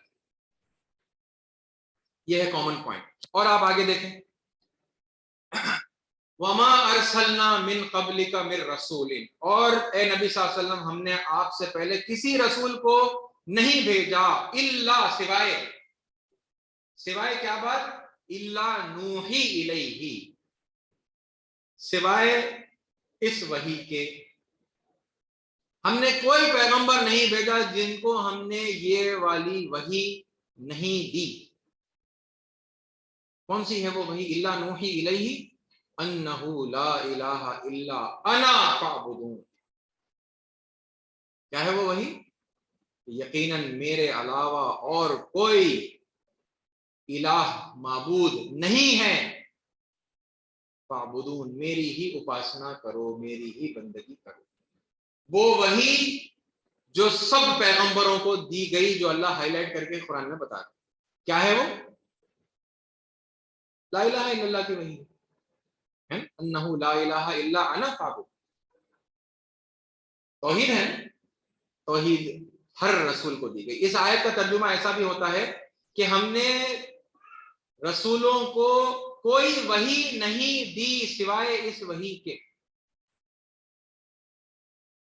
حالانکہ اور بھی کتنی ساری باتیں اللہ تعالیٰ نے وحی کے ذریعے سے بھیجی ہیں، مگر انداز بیان اس کو امپورٹنس دیں گے. اس بات وہ اتنی امپورٹنٹ ہے یہ بات، انہ لا الہ الا انا فاعبدون. توحید اتنی امپورٹنٹ ہے. اور پھر آپ یہ دیکھیے اذ جاءتہم الرسل، اب یہ دیکھیے جب ان کے پاس رسول آئے، من بین ایدیہم ومن خلفہم، ان کے سامنے سے آئے، ان کے پیچھے سے آئے. کیا ہے یہ رسولوں کا سامنے سے آنا، رسولوں کا پیچھے سے آنا؟ کیا بتا رہا ہے یہ؟ دراصل وہ ہنگامی صورتحال اللہ تعالیٰ بتا رہا ہے، یعنی وار فوٹنگ بیسس پر ایک ہنگامی صورتحال کے اندر ایک بہت امپورٹنٹ کام تھا کرنے کے لیے رسولوں کو بھیجا. ایسا بھیجے کہ آگے سے پیچھے سے بھیجے رسولوں کو. اور ایسا کیا کام تھا بھائی جس کو اتنے خطرناک انداز میں، اتنا وار فوٹنگ بیسس پر، اتنی ارجنسی کے ساتھ میں جو کام کرنے کے لیے رسولوں کو بھیجا گیا؟ وہ کون سا کام تھا؟ کون سا کام تھا؟ اللہ نعبد الا اللہ، اللہ کے علاوہ کسی کی بندگی نہ کریں. یہ پھر کیا سمجھ میں آ رہا؟ توحید توحید توحید توحید کی امپورٹنس سمجھ میں آئی. اوکے. اور پھر آپ یہ دیکھیں ایک اور اس کا حوالہ ہے، اس کی مثال ہے ومن احسن قولا ممن دعا. اس شخص سے زیادہ بہتر بات اور کس کی ہوگی؟ یعنی سب سے بہترین بات اللہ بتا رہے ہیں. کیا ہے وہ؟ ممن دعا الل، کس کی طرف بلا رہے ہیں؟ اللہ. اس سے بہتر اور کوئی بات نہیں ہے اس بات سے. وہ کون سی بات سے؟ کہ لوگ کوئی کسی کو اللہ کی طرف بلائے. اللہ کی طرف بلانا سب سے بہترین بات. اب یہاں ذرا آپ اس کو اور غور کریں. ومن احسن قولا ممن دعا الى الاسلام، ایسا کہا اللہ نے؟ ممن دعا الى الرسول کہا اللہ نے؟ ممن دعا الى الشریعہ، شریعت کی طرف بلانا سب سے امپورٹنٹ بات، سب سے بہتر بات. کیا ہے جو اللہ یہاں دیکھیے، شریعت ایک الگ چیز ہے نا، اور اللہ ایک الگ ہے. رسالت اور رسول ایک الگ ہستی ہے نا، اور توحید اور اللہ کا ایک ہونا ایک الگ چیز ہے. اسلام ایک الگ چیز ہے، زندگی گزارنے کا طریقہ، اور اللہ ایک الگ چیز ہے نا.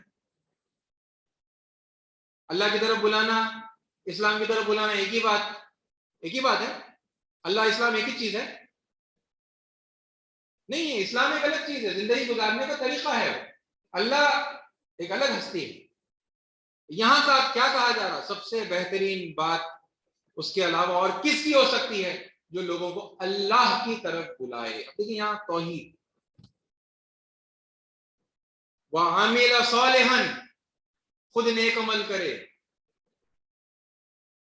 وَقَالَ إِنَّنِي مِنَ الْمُسْلِمِينَ، اور کہے کہ میں فرما برداروں میں سے ہوں. کیا ہے یہ؟ ذرا دیکھیے کیا ہے یہ. وہی بات ہے، یعنی پورے چیز کو اللہ تعالیٰ ایک آیت میں کیسے خوبصورتی کے ساتھ اللہ سمرائز کرتا ہے نا، جسے ہمیں بول لینے کے لیے یہ تیسری کلاس چل رہی ہے.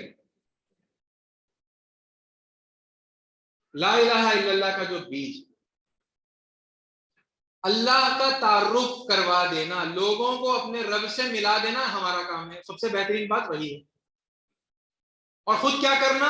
وہ بیج بونے کے لیے سامنے والے کو آپ نے انوائٹ کیا، اسے وہ بات پسند آ گئی، اس نے وہ کلمہ خبیثہ اکھاڑ پھینکا، کلمہ طیبہ کا بیج اپنے دماغ میں اس نے یا دل میں بول لیا، آپ کو کیا کرنا ہے؟ ماحول دینا ہے. وعامل صالحا کیا ہے؟ ماحول دینا ہے. ان کو آپ اللہ سے تعارف کروا رہے ہیں، لوگوں کو خود نیک عمل کر رہے ہیں. اب یہ نیک عمل دیکھ رہا انہیں تو یہ ماحول دینا ہے. انہیں دیکھ رہا آپ سچ بول رہے، اس کو تعجب ہو رہا. آج کے زمانے میں جب سچ نہیں بولا جاتا، سچ بولنا بیوقوفی سمجھا جاتا، تم سچ بول کے کیا اپنا نقصان کر لے رہے ہیں دنیاوی. لوگوں کو تعجب ہوتا، نہیں اچھا تو کر رہے ہیں، سچ بول رہے ہیں، اچھا کر رہے ہیں، یہ تو فطرت میں اللہ رکھے نا. فَأَلْهَمَهَا فُجُورَهَا وَتَقْوَاهَا، جو برائیاں ہیں اور بھلائیاں ہیں، جو تقویٰ کی جو کیفیت ہے وہ اللہ تعالیٰ ہمارے اندر خود ودیت کر دیے نا، الہام کر دیے. تو یہ فطرت سے انسان کے مزاج میں خود سمجھ میں آتا، نہیں اچھا کر رہے، سچ بول رہے ہیں، گریٹ، لیکن کہیں کو کر رہے ہیں تو نقصان ہو جا رہا نا تمہارا. کہیں کو اپنا وعدہ نبھا رہے ہیں، مکر جاؤ وعدے سے، فائدہ ہو جاتا تمہارا. کیوں تم وعدہ نبھا رہے ہیں؟ نہیں اچھا کر رہے ہیں، وعدہ نبھانا اچھی بات ہے بھائی، مگر تم نقصان کر لے رہے نا اپنا. اس کو یہ خیال آتا تو پھر یہ جواب ہے دیکھیں آگے. وقال اننی من المسلمین، وہ پوچھے گا نا آپ سے آگے کیوں کر رہے بھائی آپ ایسا، تو آپ کا جواب کیا ہوگا؟ میں دراصل فرما بردار ہوں اس خالق کا، اس رب کا، اس اللہ کا، اس پرمیشور کا، ہے نا، اس یہوہ کا میں فرما بردار ہوں، بننے کی کوشش کر رہا ہوں. اس لیے میں جھوٹ نہیں بول سکتا، میں دھوکہ نہیں دے سکتا، میں گالی نہیں دے سکتا، اس لیے میں یہ بھلائی کرتا. صدقہ کرنا تو جیسا وہ کہاوت بھی ہے نا، نیکی کر دریا میں ڈال. کیوں آئے یہ دماغ میں؟ کیونکہ ایسا لگتا ہے بظاہر کے نقصان ہے، آپ خرچہ کر دے رہے ہیں اور ختم، وہ پیسے آپ کے پاس سے گڑ گئے اور وہ واپس آنے والے نہیں ہیں، اس کا کوئی فائدہ آپ کو ملنے والا نہیں. دنیاوی اعتبار سے ایک نقصان دہ سودا معلوم ہوتا ہے. لوگوں کو تعجب ہوتا ہے کہ کیوں کر رہے ہیں بھائی آپ ایسا، اپنا پیسہ آپ اللہ کی راہ میں کیوں خرچ کر رہے ہیں، کچھ بھی آپ کو ملنے والا نہیں ہے. جواب کیا ہوگا؟ اننی من المسلمین، میں فرما بردار ہوں، بننے کی کوشش کر رہا ہوں، ہے نا، اس لیے میں ایسا کرتا ہوں، میرے رب کا حکم ہے، میرے رب کو پسند ہے. یہ ہے پورا کریڈٹ کہاں جا رہا ہے؟ اللہ کی طرف، ہے نا، اللہ کی طرف اس کو ڈائیورٹ ہے. اللہ کا بندہ ہوں، اس لیے اگر میں بھی اس ایک اللہ کے علاوہ کسی کا بندہ ہوتا، ہے نا، کسی غیر اللہ کا بندہ ہوتا، کسی پادری کا، رابائی کا، پنڈت کا، مولوی کا بندہ ہوتا، ہے نا، یا اپنے نفس کا بندہ ہوتا، یا سوسائٹی کا غلام ہوتا، تو میں بھی ایسا نہیں ہوتا. مگر میں اس کا بندہ ہوں نا، تو لہذا میرے ہاتھ باندھے ہوئے، میں برائی نہیں کر سکتا اور یہ بھلائی کرنے کا مجھے حکم ہے، لہذا میں یہ کرتا ہوں. کس بات پر آپ بلا کہاں رہے ہیں؟ دعا الی اللہ، توحید، توحید، آپ اللہ سے لوگوں کو ملوا رہے ہیں، لوگوں کو اپنے رب کا تعارف آپ پیش کر. بات سمجھ میں آ رہی؟ یہ ہے دیکھیں توحید کی امپورٹنس، ہے نا. ایک ایشور واد، وہ پرمیشور ایک ہی ہے. گیتا، بائبل اور قرآن سے یہ باتیں بتانا لوگوں کو کھول کھول کر، یہ اتنا امپورٹنٹ ہے کیونکہ یہی چیز انسان کو کمپلیٹلی چینج کرتی ہے، ایک اچھا انسان بناتی ہے. اور اسے اسکپ کر دینا پھر بڑا نقصان ہو جاتا ہے نا. لوگ حال حلیے میں کچھ تبدیلی لا لیتے ہیں، لیکن پھر وہ جو کیریکٹرل چینج ہے، ایک اچھے انسان بننے کی جو کیفیت ہے، وہ ان کے اندر پیدا نہیں ہوتی. Okay right. اب عزیز ساتھیوں، اس سے اور اگر ہم آگے بڑھیں گے تو اسی بات کو اب میں تھوڑا سا آپ کے سامنے ایک الگ پیرائے سے، ایک الگ پرسپیکٹو سے پیش کروں گا. اوکے، ہم نے دیر سے بھی شروع کی اور ہم کوشش کریں گے وقت پر ختم کرنے کی، تو یہ آج بھی مطلب یہ ٹاپک کمپلیٹ نہیں ہوگا. اوکے، اب یہ دیکھیے، کیا دین اسلام دین فطرت ہے یا ایک غیر فطری دین ہے؟ یعنی فطرت سے مراد نیچرل دین، اور آج کی اصطلاح میں کہیں گے تو سائنٹیفک دین ہے یا ان سائنٹیفک دین ہے؟ غیر فطری، ان نیچرل دین ہے، کیا ہے ذرا بتائیے. سائنٹیفک ہے نا، فطری دین ہے، عین فطرت کے مطابق ہے دین اسلام، ایسا ہم مانتے ہیں. اور دین اسلام سے مراد آپ صرف یہ محمد صلی اللہ علیہ وسلم نے جو پیش کیا اسے ہی نہیں سمجھیں گے، بلکہ آپ کیا سمجھیں گے؟ انسان کی ابتدا سے جو دین دیا گیا ہے اسے عربی میں، جسے عربی میں اسلام کہتے ہیں، وہ ہمیشہ سے فطری رہا. اوکے، یہ کانسیپٹ کیونکہ آپ کے سامنے آلریڈی وہ ٹاپک کور ہو چکی ہے نا کہ اسلام میں دھرم پریورتن نہیں ہے، ہمیشہ سے اللہ کے پاس جو دین قابل قبول رہا وہ اسلام ہی تھا، ہے نا، عربی میں اسے اسلام کہتے ہیں. تو وہ پوائنٹ آپ ہمیشہ اپنے ذہن میں تازہ رکھیں. اوکے، کیونکہ نیا بھی ہو سکتا ہے، فرسٹ ٹائم آپ اگر سن رہے ہیں تو پھر اسے اپنے دل اور دماغ میں بٹھانا بھی ہے، تو جتنی بار ریپیٹ کریں گے، ریمائنڈ کریں گے، اتنا وہ اور بہتر طریقے سے دماغ میں بیٹھے. اوکے، تو دین اللہ نے جب بھی دیا وہ بالکل سائنٹیفک تھا، نیچرل تھا، فطرت کے عین مطابق تھا. یہ بات ہم مانتے ہیں نا. اب دیکھیں یہاں پر کئی مسلمان، اب میں یہ خاص طور پر ہائی لائٹ کر کے میں مسلمانوں کے تعلق سے یہ بات کہنا چاہوں گا کہ کئی مسلمان اس بات میں کنفیوزڈ ہیں کہ اسلام قبول کرنے سے مراد کیا ہے، اور کوئی شخص اگر اسلام کو قبول کرتا ہے تو پھر اس کا کیا امپیکٹ ہوگا اس بندے کی زندگی پر. اوکے، اور عام طور پر یہ سمجھا جاتا ہے، آپ لوگ بھی بتائیے ہاں یا نہ میں کہ میں جو بتا رہا ہوں وہ صحیح ہے یا نہیں. عام طور پر ایسا سمجھا جاتا ہے کہ جیسے ہی بندہ اسلام قبول کرتا ہے، یعنی ریسپانسبل تھاٹ ہے نا، وہ قبول کرتا ہے، اسے ہر چیز بیک وقت، اسی لمحے میں، اسی پہلے قدم جو وہ اٹھا رہا ہے اسی وقت ہر چیز مان لینی ہے، اور اسی لمحے سے ہر چیز اس پر فرض ہو جاتی ہے.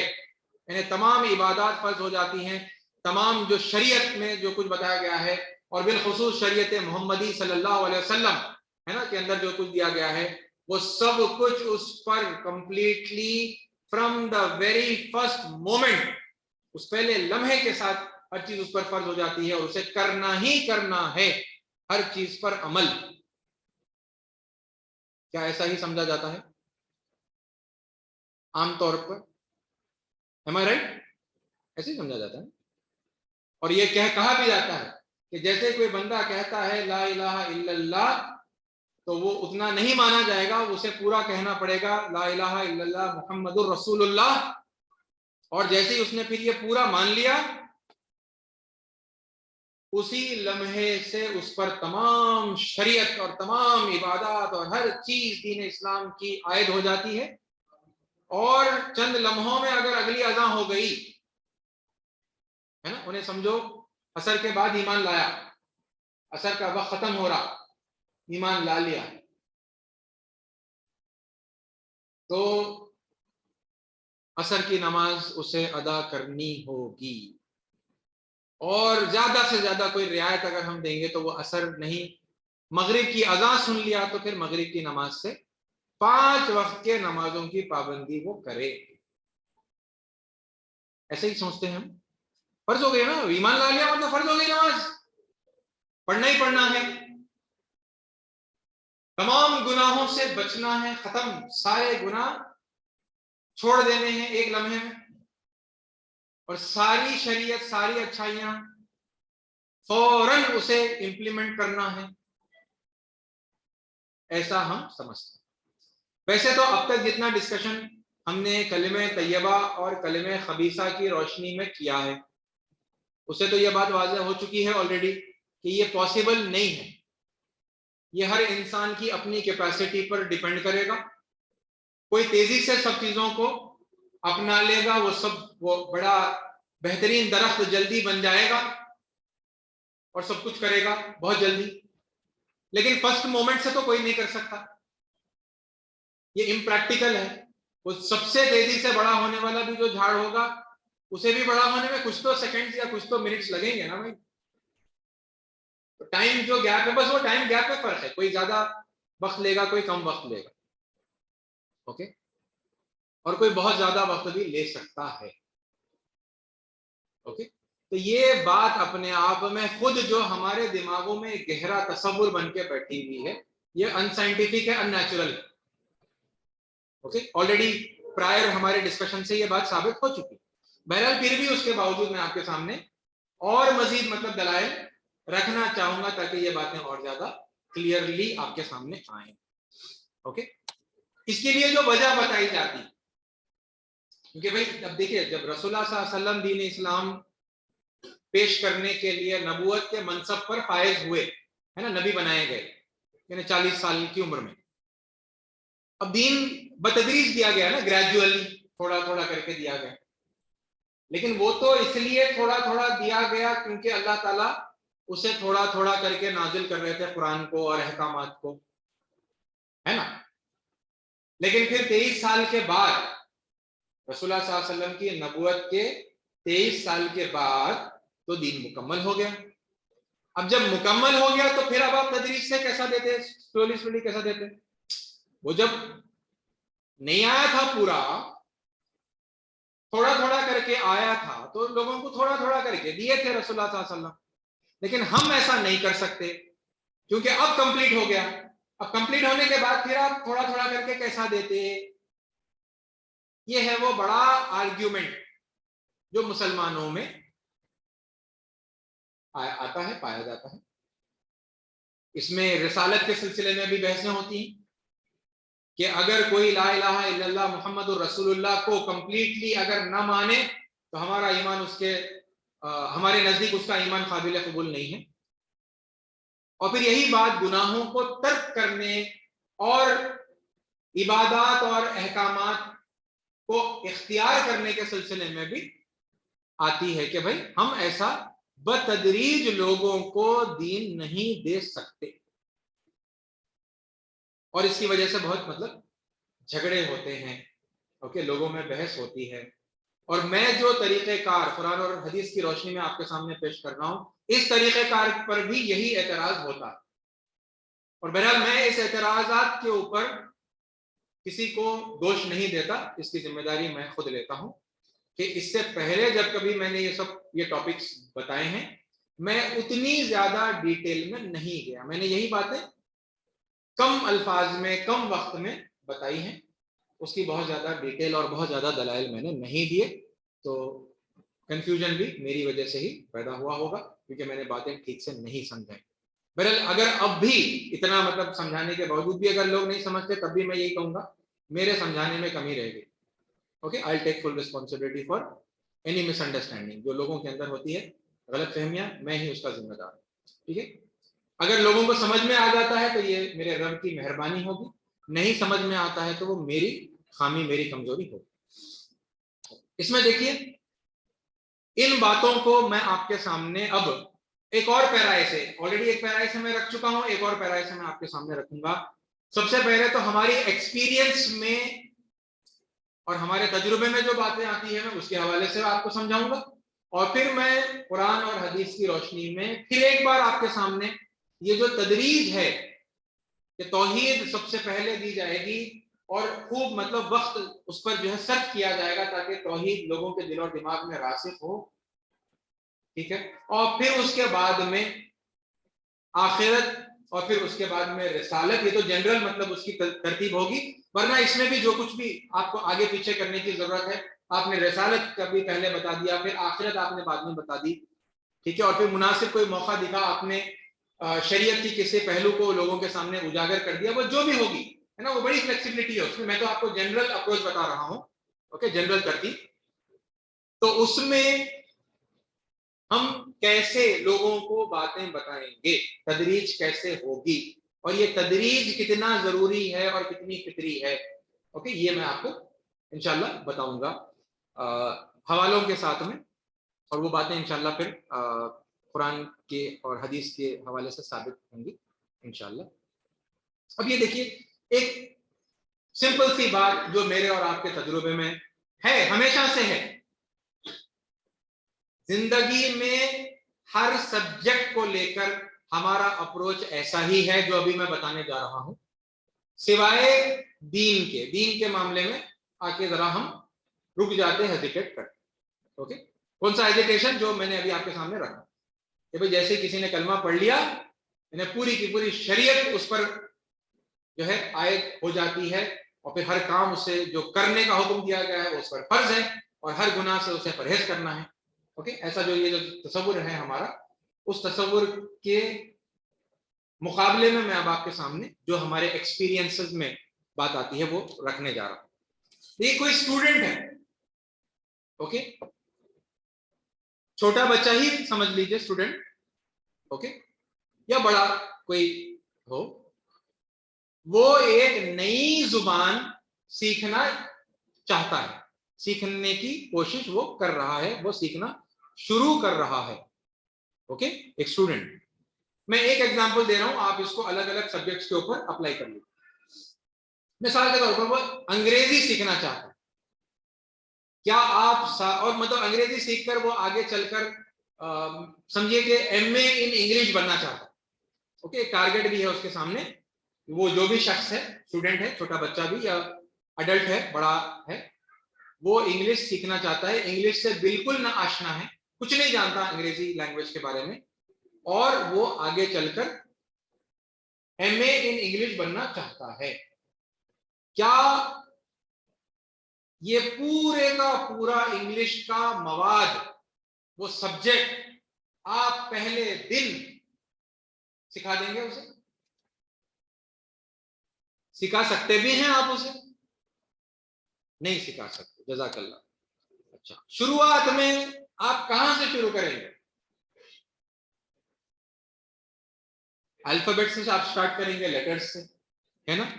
आप ए बी सी डी से शुरू करेंगे, यही करना पड़ेगा ना। A for Apple, B for ball, C for cat, D for dog बोलना पड़ेगा ना। या फिर मुसलमान है तो A for Allah, B for बिस्मिल्लाह, है ना? इस्लामी अल्फाज से आपको सिखाना पड़ेगा, मगर सिखाना पड़ेगा ना, और फिर उसमें छोटी एबीसीडी, बड़ी एबीसीडी सिखाना पड़ेगा, और फिर उसके और आगे आप जाएंगे, दो अल्फाबेट्स को जोड़कर जो लफ्ज बनता है वो आप सिखाएंगे, है ना? अल्फाज जोड़कर कैसे लिखे जाते हैं, कैसे पढ़े जाते हैं, वो आप सिखाएंगे। फिर जब दो अल्फाबेट से वर्ड्स हो गए तो फिर आप 3 अल्फाबेट्स के वर्ड सिखाएंगे। आपको ये तदरीज में जाना होगा कि नहीं जाना होगा? जाना होगा, इसके अलावा कोई चारा नहीं है।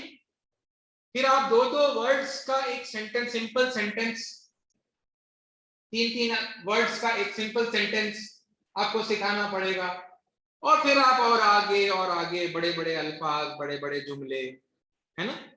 और फिर लिटरेचर, ग्रामर, रूल्स, और फिर उसके अंदर भी नॉर्मल के बाद आप और जो लिटरेरी जो एक्सपर्ट्स हैं, शेक्सपियर को पढ़ाना है, लियो टॉल्स्टॉय को आप पढ़ाना है, इंग्लिश लैंग्वेज के माहिर ये लोग हैं, उनके बारे में, उनकी जो अंग्रेजी के अंदर जो नॉवेल्स हैं, जो कहानियां हैं, जो अपने आप में आर्ट समझी जाती हैं, लिटरेरी मतलब एक, है ना, वो समझे जाते हैं, शाहकार, वो आप उनको फिर बताएंगे, पोएम्स सिखाएंगे, मुहावरे सिखाएंगे, जो फिर आगे चलकर एक ऐसा स्टेज आएगा जहां पर वो एमए इन इंग्लिश बनेगा, मुमकिन है कई महीनों, कई सालों के बाद, ऐसे ही होगा ना।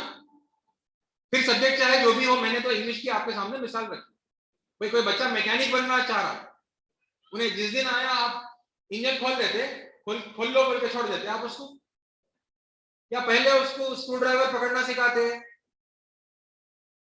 पहले आप स्क्रू ड्राइवर तो पहले सीधा पकड़ो, हैमर तो पहले सीधा पकड़ो, वो छोटे छोटे काम स्क्रू खोलो, है ना, यही सिखाएंगे ना। किसी को सर्जन बनना है, एक जिंदा इंसान जिसका एक्सीडेंट हो गया, आप डे वन लाके आप उसको सामने खड़ा कर देंगे, चलो बेटे करो सर्जरी बोल के? लेकिन नहीं, ऐसा नहीं करेंगे, बल्कि उसे उसके लिए बड़ी लंबी एक तालीम को हासिल करना पड़ेगा, जिसके लिए इंग्लिश जरूरी है, और अगर उसको इंग्लिश नहीं आती तो फिर मुमकिन है कि आपको शायद इंग्लिश से स्टार्ट करना पड़े तालीम देना। समझ में आ रही? अच्छा, अगर उसे डे 1 शेक्सपियर, इंग्लिश सीखने वाला जो बच्चा है, स्टूडेंट है, उसको डे 1 शेक्सपियर नहीं बताया गया, और शेक्सपियर के लिटरेरी कारनामे नहीं बताए गए, तो क्या सिखाने वाले पर ये इल्जाम लगाना मुनासिब है कि भाई तुम धोखा दे रहे हो, तुम छुपा रहे हो, तुमने उसे सारी बातें नहीं बताई? کیا یہ الزام مناسب ہے؟ کیونکہ نہیں بتا رہا نا میں انہیں، وہ شیکسپیئر تو بہت دور کی بات ہے، انہیں تو اے فار ایپل، بی فار بال سکھا رہا انہیں تو، اور انگلش میں اتنا سب کچھ ہے وہ سب تو چھپا دے رہا انہیں. تو چھپا دینے کا الزام مناسب الزام ہے؟ جی بھائی نہیں ہے نا. پھر اسے کیا کہیں گے آپ؟ چھپا رہے نہیں، دھوکہ نہیں دے رہے، تو پھر کیا کہیں گے آپ اسے؟ آپ یہی کہیں گے نا کہ بھائی ان کو جتنا سبجیکٹ اس وقت سمجھ میں آیا، جو ابھی ابتدا میں دینا ضروری ہے وہ ہم نے دیا، اور وہ جب اسے کر لیں گے تو ہم اگلا سبق دیں گے، اور پھر اگلا سبق دیں گے، پھر اگلا سبق دیں گے. کوئی بھی چیز ہم نے چھپائی نہیں ہے، ہر چیز تو اوپن ہے. ہاں ابھی بتا نہیں رہے ہیں کیونکہ ہر چیز ایک ساتھ بتائی نہیں جا سکتی، امپریکٹیکل بات ہے، ان نیچرل بات ہے، ان سائنٹیفک بات ہے. آپ سب کا سب ایک ساتھ دے دیں گے وہ نہیں کر سکے گا. ایسے ہی ہے. تو پھر دین کے معاملے میں بھی ایسا ہی ہونا چاہیے. اچھا پھر اس میں ایک اور چیز آپ دیکھیے جو ہوتی ہے، ایک اسٹوڈنٹ ہے، اس میں ذرا آپ اگر مطلب کلاس وائز کیونکہ وہ سسٹم بنا ہوا ہے، وہ آپ ایگزامپل اسٹوڈنٹ چھوٹے بچے کا آپ لے لیجئے. بچہ ایل کے جی میں گیا اور اس کو اے بی سی ڈی سمجھیے وربلی اورلی پڑھنا آ گیا، اور سال کے اینڈ میں اس کا ایگزام ہوا، اور جتنے اورلی اس کو الفابیٹس اور نمبرز وغیرہ جو کچھ پڑھنے کا تھا پڑھائے گئے، اس نے پڑھ لیا کامیابی سے. تو کیا اسے اس کلاس میں پاس کریں گے یا فیل کریں گے؟ کیوں پاس کریں گے بھائی؟ اس کو ابھی شیکسپیئر کا وہ ناول وغیرہ پڑھنا، اس کی لٹریری خوبیوں کو اپریشیٹ کرنا آیا ہی نہیں نا ابھی. خبردار آپ کیسا پاس کر دیے؟ تو آپ کیا بولیں گے؟ ارے بھائی انہیں جس سٹیج میں تھا اس میں جتنا سبق اس کو دیا گیا تھا، جتنا سمجھنا اس کے لیے مناسب تھا وہ انہیں سمجھ گیا، لہذا اس میں انہیں پاس ہو گیا. پاس ہوا نہیں ہوا؟ پاس ہوا. پھر اگلے کلاس میں بھی یو کے جی کے اندر لکھنا بھی سیکھ لیتا انہیں، پھر لکھنے کا ایگزام 1 سال ہونے کے بعد میں لکھنے کا ایگزام بھی دیتا. میں فائنل ایگزام کی بات کر رہا ہوں، ورنہ درمیان میں بھی بہت سارے ٹیسٹاں آتے، مگر مثال چونکہ بات سمجھانے کی ہے کہ بھائی اگلے سال انہیں اے بی سی ڈی ہی لکھنا آ گیا، اس کو لکھ کے انہیں جو ہے بتا دیا، تو پھر انہیں وہ کلاس میں بھی پاس ہو جاتا. ہوتا نہیں ہوتا پاس؟ یا آپ وہی ضد لے کے بیٹھتے، ارے نہیں ابھی بھی اس کو شیکسپیئر کی ناول پڑھنا نہیں آیا، کیسا پاس کرے؟ بلکہ آپ ضد کریں گے. یہ کسی سبجیکٹ میں بھی ہے نا، وہ ان نیچرل اپروچ کے سب چیز پہلے دن ایک وقت میں سب سیکھ لو، سب آ جاتا، سب کر لو، یہ کوئی دنیا میں ایسا کوئی سبجیکٹ نہیں ہے جسے اس طرح سے دیا جاتا ہے سوائے دین.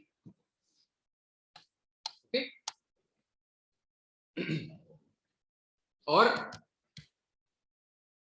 اگر یہ جو میں نے ایگزامپل کے لیے پاس ہونے کے سلسلے میں نے کہا بچہ اگر ہو ایل کے جی یو کے جی فرسٹ اسٹینڈرڈ یہ سے لے کے 10th، پھر اس کے بعد intermediate first year second year, پھر ڈگری پڑھنا، بی اے انگلش وغیرہ لینا، پھر بعد میں چل کے ایم اے انگلش وغیرہ لینا انہیں. تو اگر کوئی اڈلٹ، کیونکہ اب یہاں پر پرابلم یہ بھی ایک آتی ہے کہ بھئی آپ جب کسی کو سچائی کی دعوت دے رہے ہیں، irresponsible کانسیپٹ سے رسپانسبل کانسیپٹ کی طرف بلا رہے ہیں، انہیں تو چھوٹا بچہ نہیں ہے نا، انہیں تو ایک بڑا آدمی ہے. تو بڑا آدمی بھی اگر لینگویج سیکھے گا تو وہ یہ مرحلوں سے گزرے گا یا نہیں گزرے گا؟ ہاں وہ ایل کے جی یو کے جی میں نہیں رہیں گا انہیں، مگر سیکھنا تو اس کو اے بی سی ڈی سے ہی شروع کرنا پڑے گا، اور وہ پورا پروسیس اس کو فالو کرنا پڑے گا اگر وہ ٹھیک سے سیکھنا اور سمجھنا چاہتا ہے اور انگلش کے اوپر کمانڈ حاصل کرنا چاہتا ہے. اور پھر بہرحال درمیان میں آپ جو کچھ بھی ایگزام اس کے لیے رکھیں گے، ممکن ہے تھوڑے اور ہائی لیول کے ہوں گے، تھوڑے اور کمپلیکیٹڈ ہوں گے، مگر ہوں گے نا. بگننگ لیول کا اس کا بھی کچھ ایگزام ہوگا، پھر اس کے بعد سیکنڈری لیول، پھر اور آگے آپ اسے پاس ہوا تو آپ کریں گے نا. एडल्ट्स के लिए भी यही चीज अप्लाई होती है, हर सब्जेक्ट में यही चीज है, हर सब्जेक्ट में। ओके, अब उससे जब हम और आगे बढ़ते हैं तो फिर प्रोसेस वही रहता है। अब यहाँ पर जो बात एक समझने की है वो ये है कि देखिए, इस्लाम को जब हम देखते हैं तो इस्लाम की दो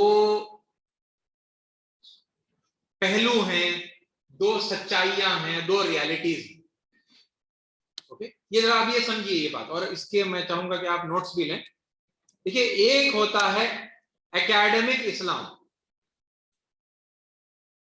ओके, क्या होता है? एकेडमिक इस्लाम, वो इस्लाम जो लिखा हुआ है, जो हमारे मुतालिए में आएगा।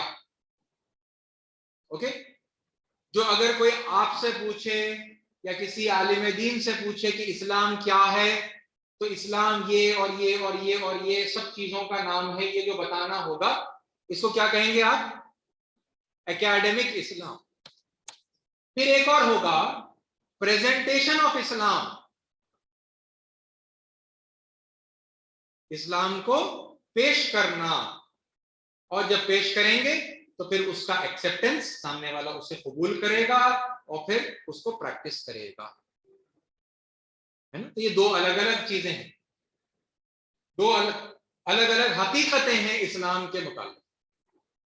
Academic Islam, presentation of Islam, इनका फर्क न समझने की वजह से और बातों को गड़बड़ करने की वजह से, मिला जुला, है ना, मिक्सअप कर लेने की वजह से कंफ्यूजन्स पैदा होते हैं, राइट? तो उसको अगर हम अलग अलग करके देख लेंगे तो फिर बड़ा आसानी से मतलब वो बात समझ में आ जाएगी कि अच्छा ये एक अलग चीज है, ये एक अलग चीज है ना? दोनों सच हैं, दोनों अपने आप में हकीकतें हैं, सच्चाइयां हैं। ओके, और वो क्या हैं उनको हम देखें। ओके, जिस हद तक भी होता है आपके सामने वो पेश करना मैं अब रखूंगा, और फिर उसको हम आगे की क्लास में आइंदा कंटिन्यू करेंगे। ये देखिए, ईमानियात के अंदर ईमान मुफस्सल है ना, तफसीली ईमान। अब इस्लाम क्या है, एकेडमिकली इस्लाम क्या है, कोई मुझसे और आपसे पूछ ले या हमारे कोई आलिम दीन से पूछ ले, है ना, तो क्या बताएंगे उनको? कंप्लीट हमें बताना पड़ेगा। हम बताएंगे देखिए कि इस्लाम में ईमानियात होते हैं। ईमानियात मानने की बातें, मानने की चीजें क्या क्या हैं वो? तो ईमान मुफस्सल में वो सब की तफसील आ जाती है। क्या क्या है? आमनतु बिल्लाहि, अल्लाह पर ईमान, व मलाइकतिही, फरिश्तों पर ईमान, व कुतुबिही, उसकी तमाम किताबों पर ईमान, व रुसुलिही, तमाम रसूलों पर ईमान, वल यौमिल आखिरी, आखिरत के दिन पर ईमान, वल कदरी खैरिही व शर्रिही मिनल्लाहि ताला, ठीक है, तकदीर के खैर और शर का होना अल्लाह की तरफ से होता है ये, और वल बासी बादल मौत। ये कितने हो गए ये पूरे मिलाकर? ये 7 चीजें हो गई। ओके, वल बासी बादल मौत, 7 ईमानियात की बातें। ओके, और फिर इसमें इबादात होती हैं, और इबादात 5 हैं, है ना। बुनियल इस्लाम अला खमसिन, इस्लाम के जो बुनियादी अरकान हैं वो 5 हैं, जिसमें क्या क्या है? अशहादा, शहादत ला इलाहा इल्लल्लाह। ओके, फिर सलात, नमाज, फिर तीसरा ज़कात, रोजा, हज, 5 इबादत है। और फिर उसके बाद कुछ राइट्स एंड ड्यूटीज हैं, कुछ हुकूक हैं और कुछ जिम्मेदारियां हैं, और फिर तहलील और तहरीम है, हराम और हलाल। ओके, तहलील कहते हैं वो चीजें जो हलाल की गई हैं, तहरीम कहते हैं वो चीजें जो हराम कर दी गई, राइट। और उनकी फर्दर मतलब आप माइन्यूट डिटेल्स में जाएंगे तो फिर और हर चीज में और मतलब डिटेल्स आएंगी। ये पूरा का पूरा क्या है? ये एकेडमिक इस्लाम है, ये पूरा ही है ना। इस्लाम पूछेंगे तो ये पूरा ही बताना पड़ेगा ना, मगर ये पूरा क्या है? ये एकेडमिक इस्लाम, इसको आप कहें ये पूरा बताना ही अपने आप में सच्चाई है कि ये पूरा ही है दरअसल मतलब ये इस्लाम। लेकिन इसके साथ साथ यानी ये पूरे का पूरा कुरान और सुन्नत के हवाले से हमें बताया गया है, सिखाया गया है, ये है, इससे कोई इनकार नहीं कर सकता। اس میں ذرا سا بھی کوئی کمی اور بیشی کوئی نہیں کر سکتا، وہ کرے گا تو وہ ایمان کے دائرے سے خارج ہو جائے گا۔ شریعت بدل سکتے میں اور آپ؟ کچھ عبادتوں میں کوئی کمی بیشی کر سکتے میں اور آپ؟ ایمانیات میں کوئی چیز کی کمی بیشی کر سکتے میں اور آپ؟ ہرگز نہیں کر سکتے، کوئی چانس نہیں ہے اس میں ذری سی بھی کوئی چیز کی کمی یا بیشی، یعنی کمی یا اضافہ کرنے کا کوئی چانس نہیں۔ دس از دا کمپلیٹ اسلام۔ اور اس کے اندر جب ہم کہتے ہیں کتبی ہی، تو قرآن آ جاتی ہے اس کے اندر، ساری کتابوں میں قرآن پر ایمان، رسولی کہتے ہیں تو رسول اللہ صلی اللہ علیہ وسلم، محمد صلی اللہ علیہ وسلم پر ایمان آ جاتا ہے اس کے اندر، کوئی کمی بیشی اس میں ہرگز نہیں کی جا سکتی۔ دس از کمپلیٹ اسلام۔ Do you agree? ایسے ہی ہے نا؟ اتنا ہی ہے نا ایمان، اسلام کمپلیٹ؟ یہ اکیڈمک اسلام، اوکے؟ اور جب کوئی ایمان لاتا ہے تو ان پرنسپل، اصولی طور پر تو اسے سب چیزوں پر ایمان لانا ہے، لازم ہے، اس میں کوئی چانس، کوئی وہ نہیں ہے چھوٹ۔ لیکن اب اس کو آپ وہ کانسیپٹ سے جوڑیے جو ابھی ہم نے دیکھا، اور یہ سوال کا جواب دیجیے، کیا میں اور آپ ابھی بھی اسلام کے بارے میں سیکھنے کا جو پروسیس ہے وہ جاری ہے یا ختم ہو گیا؟ ایسا کیسا بھائی؟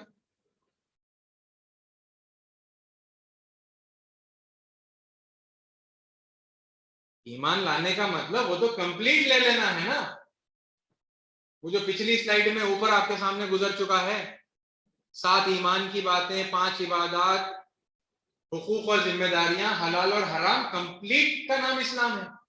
آپ کی جرنی ابھی بھی جاری ہے، آپ کی اور میری، حالانکہ میں 41 سال کا ہو گیا، ابھی بھی جرنی جاری ہے۔ یہ کیا بات ہوگی؟ ابھی بھی سیکھنا باقی ہے، اور سیکھوں گا تو پھر میں امپلیمنٹ کروں گا، عمل میں لاؤں گا۔ ایسا کیسا؟ وہ کمپلیٹ اسلام تو آ جانا چاہیے تھا نا۔ میرے اور آپ میں کوئی ایسا موجود ہے جو کامل ہے، جو دین کی ہر بات جانتا ہے اور ہر بات پر عمل کرتا ہے بھائی؟ جواب سنائی نہیں دیا۔ کامل ہے؟ ہوں گے آئندہ، مطلب اگلے 3-4 دن میں کمپلیٹ کر لینے والے، یعنی تو 3-4 ہفتوں میں، یا 3-4 مہینوں میں، یا 3-4 سال میں ہے بھائی کوئی کامل ہونے والا آئندہ عنقریب؟ تو پھر کیا کرنے والے ہیں؟ مرتے دم تک سیکھنے کا اور عمل میں لانے کا پروسیس خود جاری ہے آلریڈی ہمارا۔ ہاں، یعنی کتنی مطلب تعجب کی بات ہے کہ پیدائشی مسلمانوں کا جو پروسیس جاری ہے، ایک نو مسلم سے ایکسپیکٹ کرتے کہ ڈے 1 سے پوری شریعت، ہر چیز اسلام کی اس کے اوپر انڈیل دی جائے گی تو وہ پورا فالو کرے۔ How in natural, how in scientific, کتنی غیر فکری بات ہے۔ یہ سمجھیے کہ وہ حالانکہ کمپلیٹ ہے، لیکن وہ کیا ہے؟ وہ اکیڈمک اسلام ہے۔ کوئی پوچھے گا آپ پورا ہی بتائیں گے، آپ کو بتانا پڑے گا، میں بھی بتاؤں گا، کوئی عالم دین سے پوچھا جائے گا وہ بھی کمپلیٹ بتائے گا۔ لیکن اب اس سے اور آگے جب ہم بڑھتے ہیں تو پھر کیا ہوتا ہے؟ Presentation of Islam. اوکے، اب دیکھیے پریزنٹیشن آف اسلام کے اندر تدریج، اس میں سمجھنے کے لیے یہ باتیں ہیں، یہ اگر میں شروع کروں گا تو پھر مطلب بڑی تفصیل ہوگی، تو میں اس کو ابھی نہیں شروع کروں گا۔ یہ ممکن ہے کہ مطلب یہ آئندہ کی کلاس میں تو چلے گا ہی انشاءاللہ، اللہ زندہ رکھے گا تو اور موقع دے گا تو، اور اس سے اور آگے بھی ایک آدھ کلاس پہ بڑھ سکتی ہے، اوکے، کیونکہ یہ بہت انتہائی سینسیٹیو اور امپورٹنٹ یہ کانسیپٹ ہے، اوکے۔ تو لہٰذا مطلب یہاں پر ہم اس بات کو روک لیتے ہیں۔ اللہ تعالیٰ سے دعا ہے کہ اللہ تعالیٰ ہمیں حق بات کو بالکل واضح طور پر سمجھنے کی اور پھر اس پر عمل کرنے کی اور پھر دوسروں تک پہنچانے کی توفیق عطا فرمائے. آمین. وآخر دعوانا الحمدللہ رب العالمین.